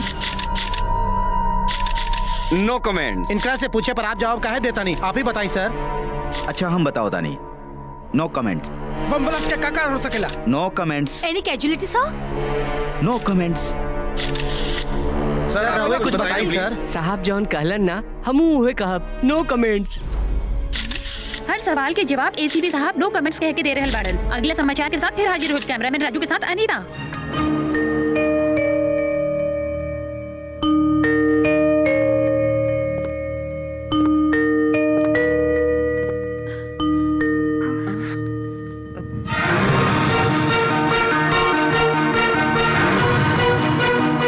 रंजीत, तू ठीक था बाड़ा ना? हाँ? हमार गुल्लू कहाँ बाड़न? नो कमेंट्स। हाँ? गिरीश के कोर्ट ले जात समय बम फाटल रहे, वहाँ एगो आदमी मर गई रहे और गिरीश भाग गई, ऐसा न्यूज आइल रहे। ये सच बा का? नो कमेंट। अरे कुछ तो बतावा।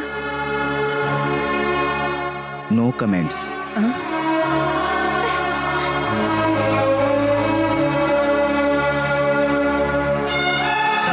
काजी गिरीश के बारे में पूछ ली तो नो कमेंट्स कह रहल बा।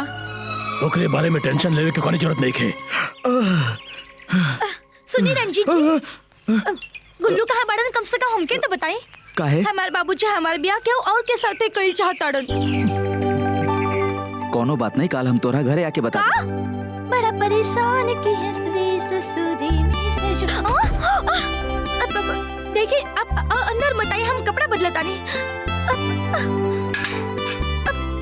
देखिए हमरा नजदीक मत आई, हम कहने हम कपड़ा बदलता नहीं। यही से ताइल बनी। काहे? तोरा छेड़े खातिर। आपके तो हम बड़ा शरीफ तू गलत समझ लो। देखा छुई हम मत, हम क्या हम गुल्लू से प्यार करी ला। शादी तो नहीं के भइल ना। देखिए अगर हमरा नजदीक आइली ना तो का करबू?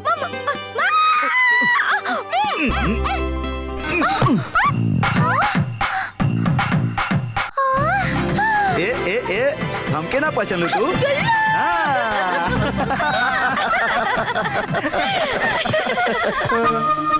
तू हमसे बनम चली हाँ हमरा संग कदम कदम।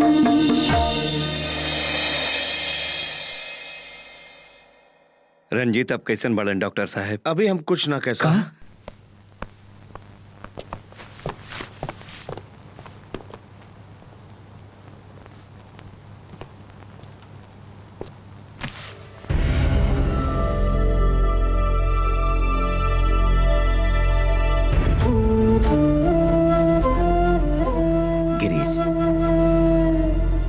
बाबूजी के तनिका बतौले ना? नहीं बतैले, काहे कि माई बहुत रोई और ओकरा से बाबूजी बहुत दुखी हुई हैं। बाबूजी के दुखी करे वाला हम बानी, तू ना। और तू बतावे के कहबा तबो ना बताई। हमके रंजीत समझ के बाबूजी के चेहरा पर बहुत खुशी होखेला। जेल से गिरीश भाग गेल बा, ई कह के हमरे सामने हमरा के डांटा तरन तो बड़ा मजा आइल। लेकिन हमके एके बात के अफसोस बा, तो के दिहल वचन तोड़ देनी। कैसन वचन भाई? तोरा वचन देले रहनी कि हम जेल से ना भागब, तब वो भाग गेली। तू अगर भागल रहला तो सिर्फ हमरा बचावे खातिर।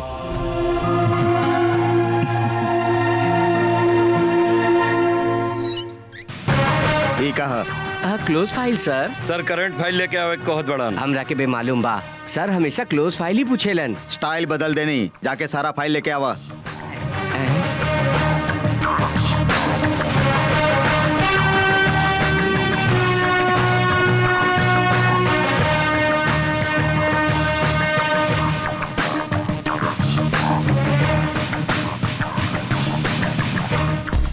का बात बा? ओहो, तू तो मेहनत करके पसीना बहावेला ना। पहुँच ला। धन्यवाद सर। सर्दी के मौसम में भी तो के पसीना आ रहल बा, मतलब कुछ गड़बड़ बा। ऐसन बात नहीं फाइल में ना, तोहार बॉडी में। पसीना पोंछ ला।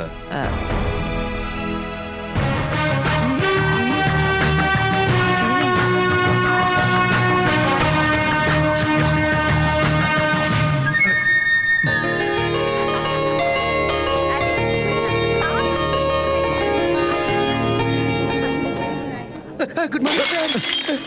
कहल जाला ना, जेकर काम वही के भावे। सॉरी सर। सर आप हमरा घरे आइली, हम धन्य हो गए। अरे भाई तू हमके ना बुलौला, लेकिन हमके ना अपन लोगन से बड़ा प्यार बा, यही से तभी ना बुलौले आगे नहीं। वाह वाह वाह, एगो इंस्पेक्टर के इतना शानदार मकान हो सकेला ई सोच ले ना रही। अच्छा ससुराली से मिलल बा ना? इला नेकलेस अपन बेटी के दे दा। अरे सुन ताड़ू, का भाई? एसीपी साहब आइल बानी। ला तोरा खातिर ना, बेटी खातिर बा। आप इतना कीमती तोहफा लेके आई, सोच ले ना रही। हम कैसे लगा था कि रिलायंस कंपनी हमारा नाम हो तू गई। एगो मामूली सच बता दे, बता टाटा कंपनी भी तोरा नाम करा दे। हाँ अच्छा बताइए कुमार वर्मा जो सीडी देले रहे वो कहाँ बा? जल्दी बोल ना। हमके नहीं मालूम। तो फिर तोर बेटी के गला में जो नेकलेस बा ओमे बम के रख ले भाई, हमरा नहीं के मालूम। बम? अरे बाप रे, हम अभी रिमोट कंट्रोल तो यहाँ बा हमरा पास। यहाँ बटन दबाई तो वहाँ बम फट जाए, समझ ले। अरे रे मत दबाई सर, सर मत दबाई, हम लेके आता नहीं सर, हम लेके आता नहीं।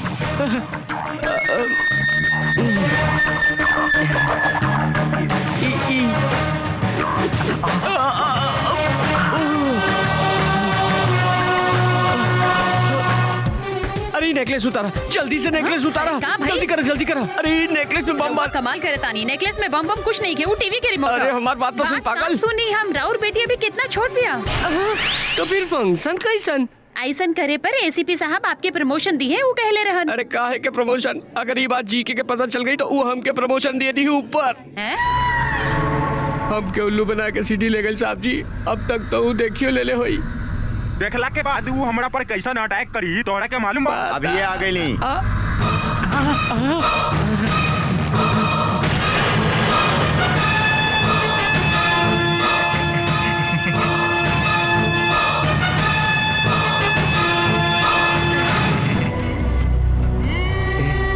रूलिंग पार्टी के आदमी अपोजिशन पार्टी के साथ असेंबली में अभी तोरा ड्यूटी पर रहेगा चाहिए, लेकिन तू यहाँ बड़ा ये जगह बड़ा बढ़िया बा। यहाँ कुछ भी प्लान बना हुआ मुर्दा के भी पता ना चली, और अगर जान भी गईलन तो गवाही देवे ना जाइए, बड़ा सुरक्षित बा। वो कहा सर, इनका से तो हम पहला बार मिला था नहीं। का करत रहला मिलके? ओहो सर का तू तो पसीना बहे तक मेहनत करेला। एकरा से का कम पड़ल?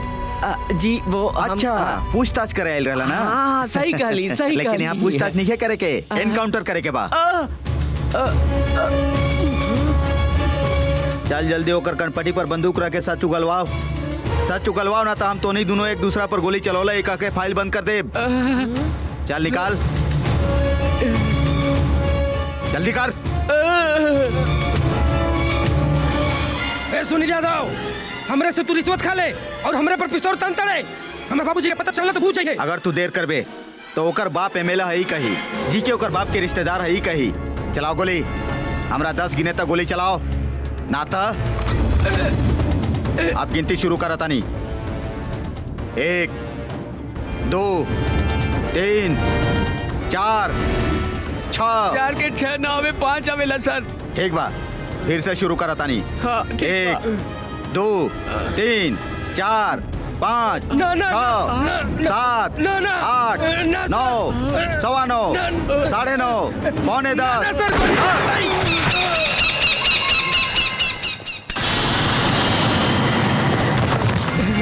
सर जी हम गोली चलौली का? बिल्कुल तू ही चलौले।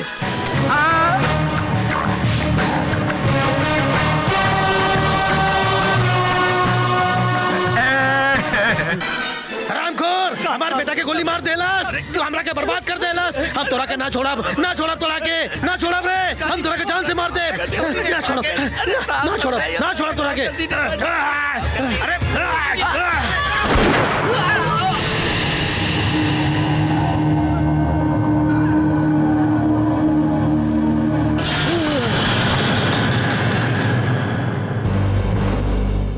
ऐसे डरा के रहे वालन के जिए के ना चाहिए। एकरा काहे मार देला? मारी ने तो का करी भाई, अगर एकरा हम ना मरती तो वो लोग श्रीलंका में बैठ के हमने के ह्यूमन बम से उड़वा देतन, बुझाइल बहुत खतरा रहे। अगर सीडी पुलिस के हाथ लग जाये तो सब भेद खुल जाये तो हमने के खेल खत्म। वो सीडी हमके चाहिए, उस सीडी में हमने हथियार कैसे सप्लाई करीला, कहाँ छुपाईला, वो सब रिकॉर्ड बा, बुझला। उस सीडी हमके हर हाल में चाहिए।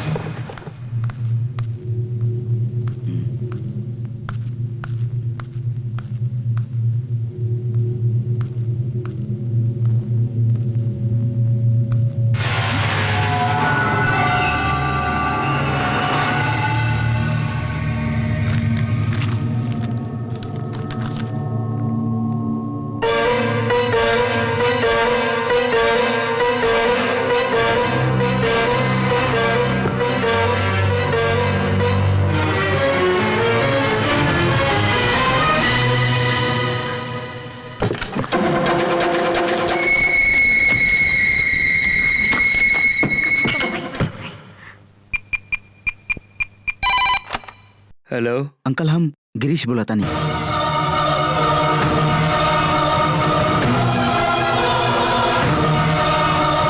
बाबूजी के फाइल निकाल के श्वेता कुछ इंग्लिश में लिख ले बड़ी। श्वेता तो हर बाबूजी के फाइल काहे निकल ली? कुछ 7 6 हमरा कुछ समझ में नहीं आवत। कल ऑफिस में लेके आवता नहीं।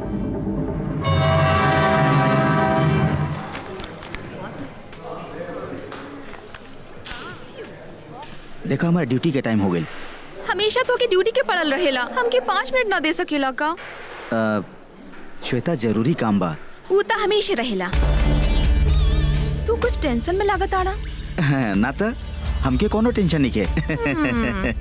फिर मेन्यू कार्ड उहे काहे देखत आड़ा? वो कहा कि हम उल्टी खोपड़ी के हैं ना, यही से उल्टा पलटा हो रहल बा। ठीक बा, तू ऑर्डर दा, हम अभी आवतानी। हाँ।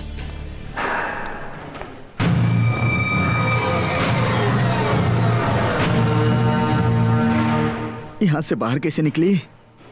ओह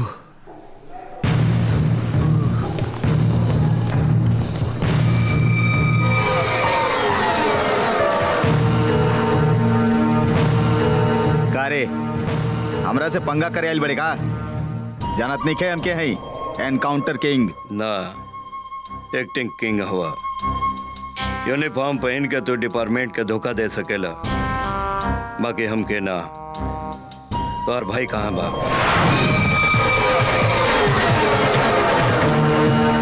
बतावा भाई कहाँ लुकाइल बा? हाँ, हम रंजीत ना है तू जान गेल बारे, तई सही हमार भाई कहाँ भाई हो जान ले। तोरा का लगता बुड़बक बानी हम? हमार बाबूजी के जाने ला ना? तू ही अपन बाप के ना जाने ले तो हम कैसे जानब बे? ए, समय बर्बाद मत कर। तोर भाई कहाँ लुकाइल बा बताओ। ना बतेबे तो पर्स तू ले जेबे और पर्स वाले के हम ले जाइब।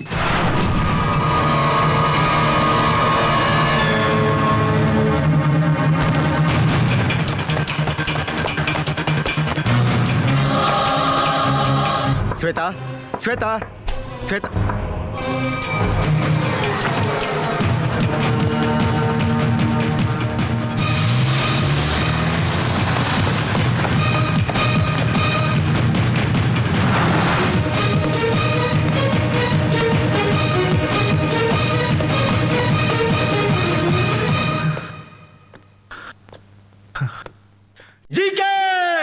Welcome mister duplicate. डुप्लीकेट के क्या ले रे? डुप्लीकेट काम करके सरकारी खजाना हजम करे वाला चोर हवे तू। हम हेरा फेरी ना करेला समझ ले, सीधे सामने से उड़ा दिला। श्वेता के कहाँ रख ले बड़े बताओ? पहले अपन भाई के पता बताओ, बड़ा टेंशन बाऊ। ओकरा पास हमार जिंदगी के खजाना बा। तू अपन भाई के पता बतावा और श्वेता के लेके जा। ए, हम है ना अपन भाई जैसा नहीं की, हमार स्टाइल अलग बा। बंदूक ऐसे सिर पर रखे निशाना लगा के वो पुलिस वालन का कहलन बोलना? का कहलन? अबे बोलना, मुंह में जबान नहीं के का? You are under arrest। हाँ, ये सब बोले हमके ना आवेला। हम तो बस you are under धुलाई। रुका!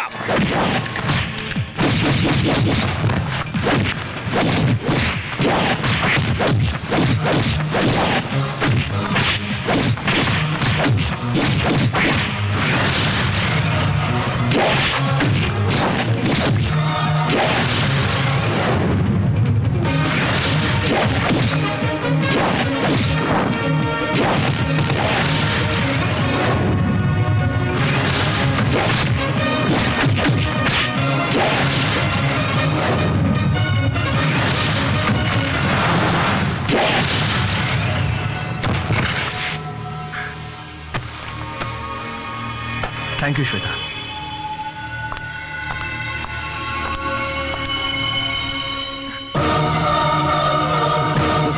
काहे भाई हमके पिस्तौल काहे देली है सोचत बड़ा ना?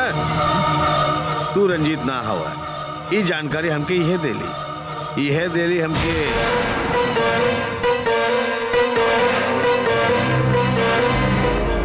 इनकर बाबूजी के खून तोहर बाबूजी के लिए रहलन, हिसाब बराबर हो गई, कंफ्यूजन दूर हो गई। अब बतावा तोहर भाई कहाँ बा? बोल। डैडी, कल हमार जन्मदिन बा ना, हम ई ड्रेस पहन ली।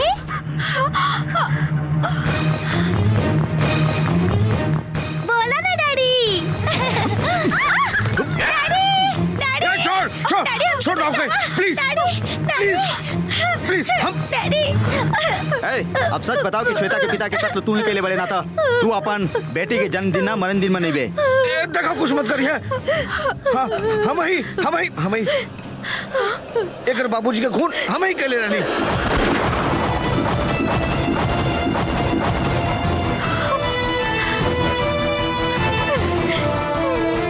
हम ही एक बाप के मरली हैं। ओके छोड़ दा, हम ही केले रहली। गीता एक मिनट रुक। श्वेता तू जा। श्वेता तू निकले यहाँ से। डैडी हमरा के बचावा डैडी। डैडी बचावा। गीता गीता बचावा daddy. Daddy Gita daddy Gita हमारी बेटी।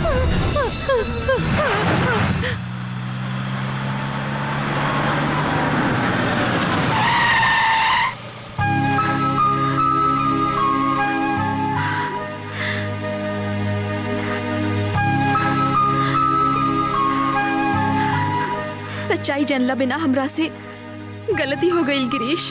उ लोग कहले रहलन कि तोहर भाई के रखल फाइल और सीडी उ लोग के दे देब त हमार मदद करी है।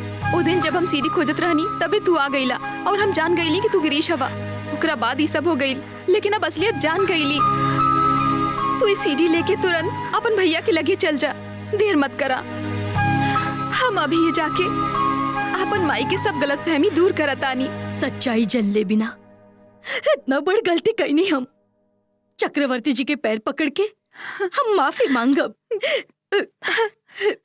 रंजित के साथे तोहार ब्याह करके हम अपन गलती के प्रायश्चित करब।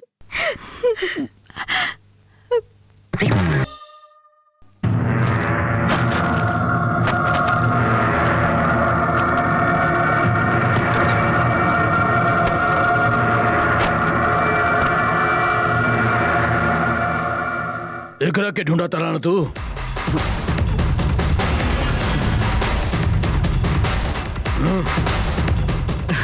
अरे ई तोहरा लगे बाका।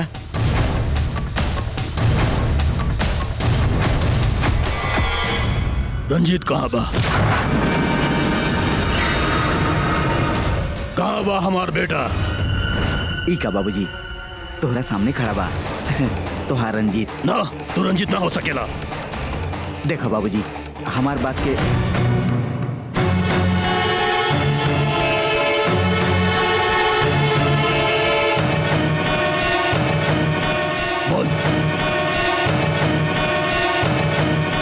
बोल कहाँ बा हमार बड़का बेटा? अपन दोस्त छुपाए खातिर तू ओकर वर्दी पहन के घूमत बाड़ा। बोल का कहला तू ओकर? बोल बता।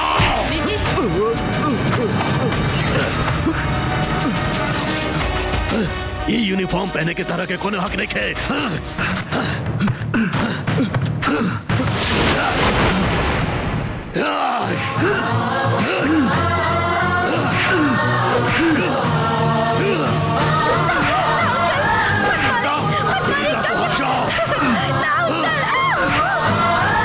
भैया के हालत बहुत नाजुक बा। तोहार बीतल जिंदगी के बारे में हम जानत नहीं, बाकी कैसे बताई।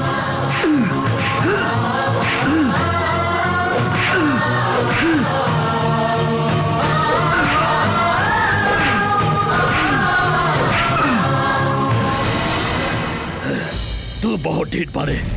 गांव वालन के साथ ले जाके गेहूं के गोदाम जला देविले। ओह केस में तो गेहूं तरह बच गई। हफ्ता भर में दूसरा केस में फंस गई ले। जेल में जाए के बाद लोग सुधर जालन, लेकिन तू और बिगड़ गई ले। तोहार जैसन अपराधी के समाज में रहे कि कोनो अधिकार नहीं खे, कोनो अधिकार नहीं खे।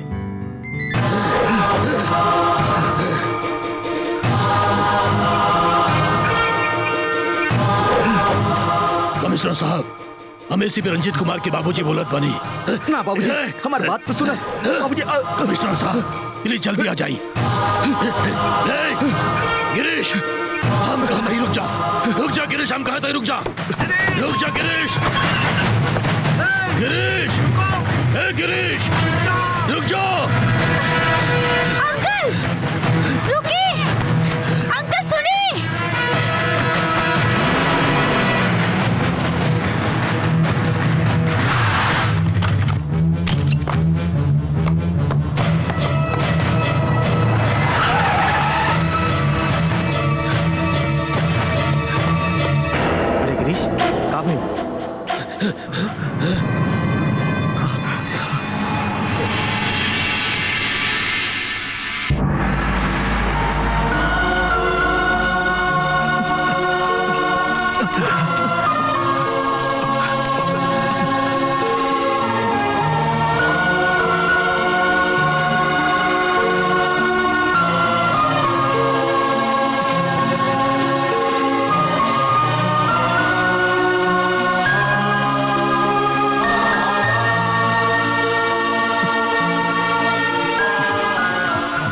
रंजीत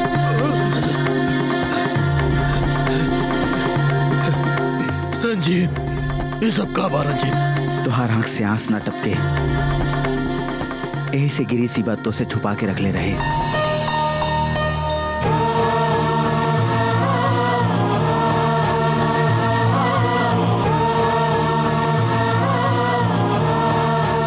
अगर हमार भाई ना हुई तो आज हम तो के ये हाल में भी ना मिलती। वो खाली हमार भाई ही ना बल्कि हमार प्राण दान देवे वाला प्राणदाता है।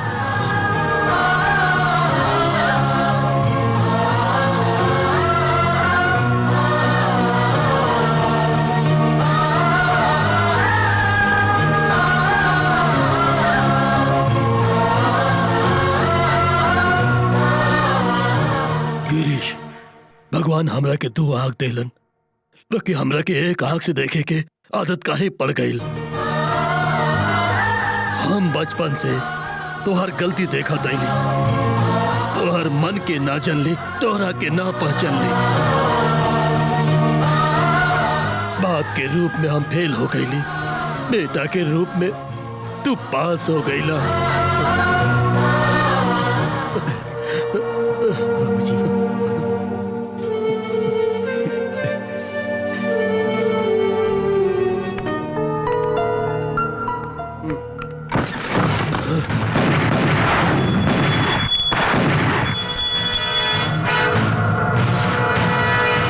भैया उस सीडी में का देखत बड़ा?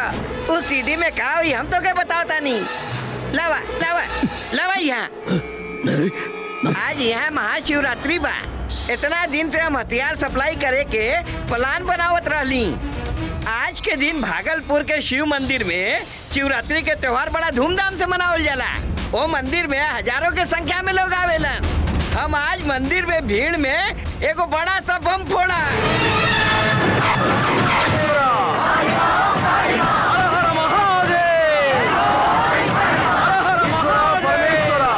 हम उजा बम लगा के सबके उड़ा दे। अमरनाथ यात्रा जैसन हो जा हम बम ब्लास्ट करके प्रलय मचा दे।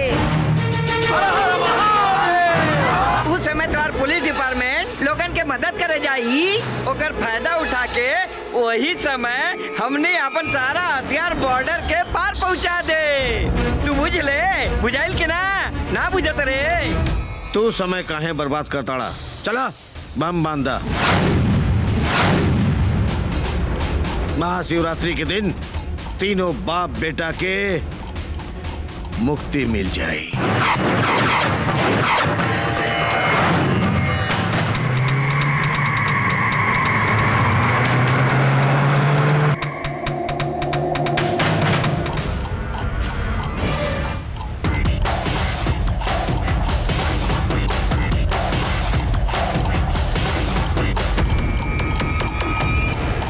बुलेट्स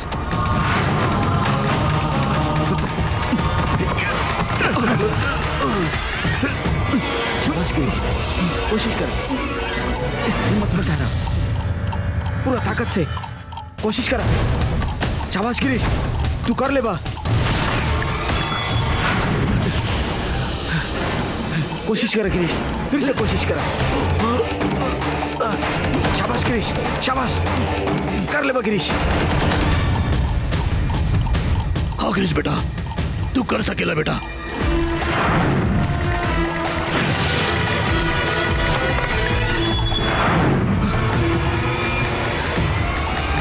गिरीश, एक बार और गिरीश, कोशिश कर गिरीश।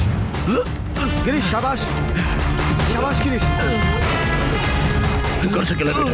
हिम्मत कर गिरीश, शाबाश,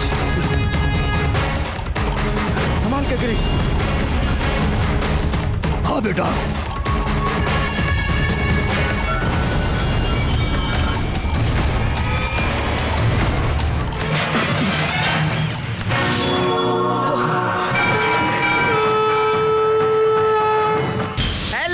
शंकर सिंह, अरे कहाँ बड़ा भैया?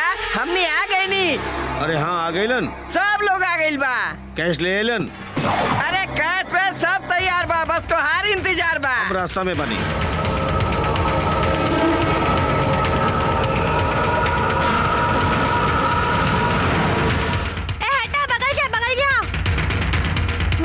सुना बेटा, एमे चढ़ावे खातिर दूध बा, तू ऊपर तक पहुंचा दे बा। ठीक बा।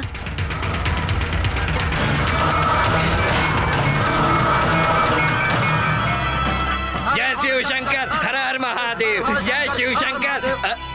ए तू यहाँ का करता रहा? अरे शिव मंदिर जाता नहीं अपन पाप धोए। तू लोगन भी बड़ा पाप कैले, बड़ा तोहनियो चला, तोहनियो के पाप धुल जाई। बाकी हमनी पाप तो काहे नहीं आइल किया बड़ो? आइल, पाप करे आइल बानी। पाप करे आइल बड़ो काहे? ऊ टीवीएस पर जो लड़का जात बा ना, ओकरा देखा, ओकर दूध के कैन में RDX हम रख देले बानी। जैसे ही वो मंदिर में पहुंची, बम फूट जाई।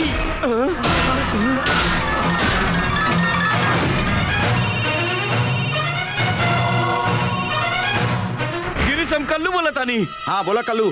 बम बम, उहा बम बा। कहाँ बा बम? बताओ जल्दी। हम जाने तानी कहाँ बा। हाँ हाँ जल्दी बतावा। ध्यान से सुनो। कल्लू, कल्लू, ओके कहाँ भाई? लाश को उठा के फेंक दा।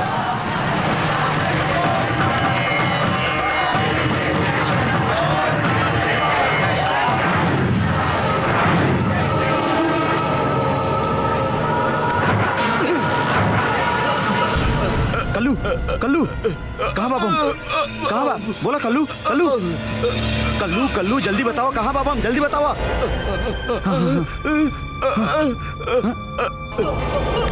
कल्लू,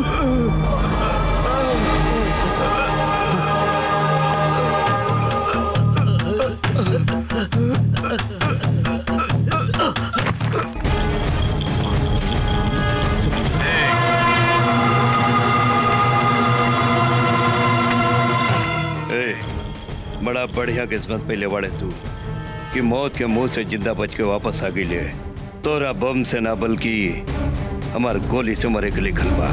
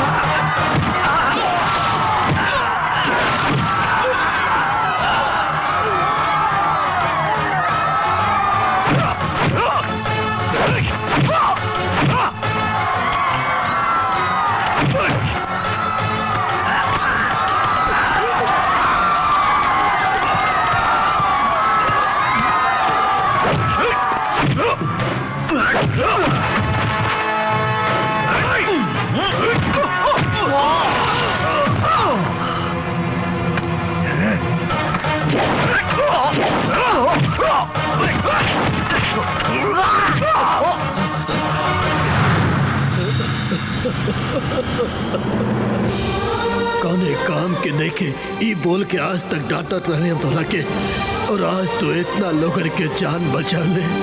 आज हम तोहरा के मन से शाबाशी दे के चाहत रहले, लेकिन तू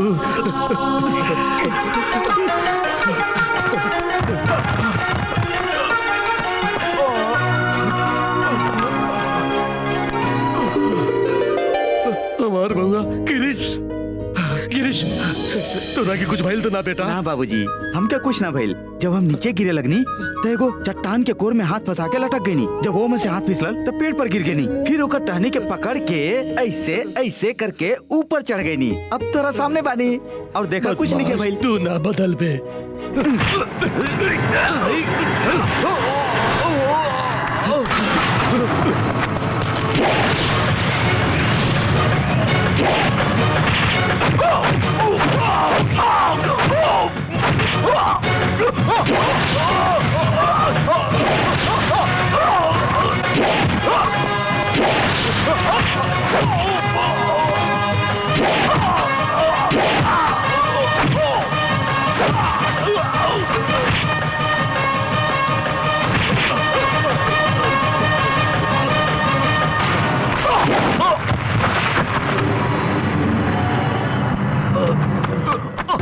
चला चुपचाप चुपचाप जीप में बैठा, चला। 1 मिनट सर, कुछ दिन पहले हमार छोटा बेटा गिरीश हमके एगो मेडल पहना के चाहत रहे। हम वो बेरे ओकरा के डांट दे ले। अब राउर इजाजत हो तो हम ओकरा हाथ से ये मेडल पहने के चाहत हैं। काहे ना?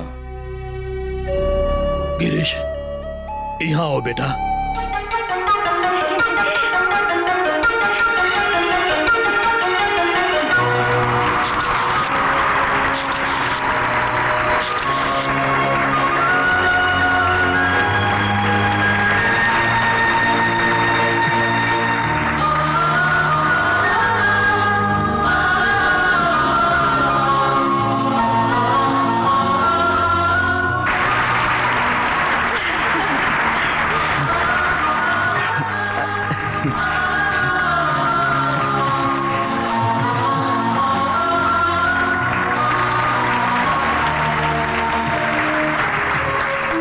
जौन बेटा के हम नालायक समझत रहली, वो आज कितना लोगन के जान बचावले बा कर हुआ जाने ली। भगवान हमके दुख आंख देले बारन, और अब वो दोनों आंखों से देखे खातिर दो जवान बेटा देले बारन। एक दिलेर ऑफिसर और दूसर का हमेशा विजय पथ पर चले वाला। हमरा तोरा पर गर्व बा बेटा। बेटा चुप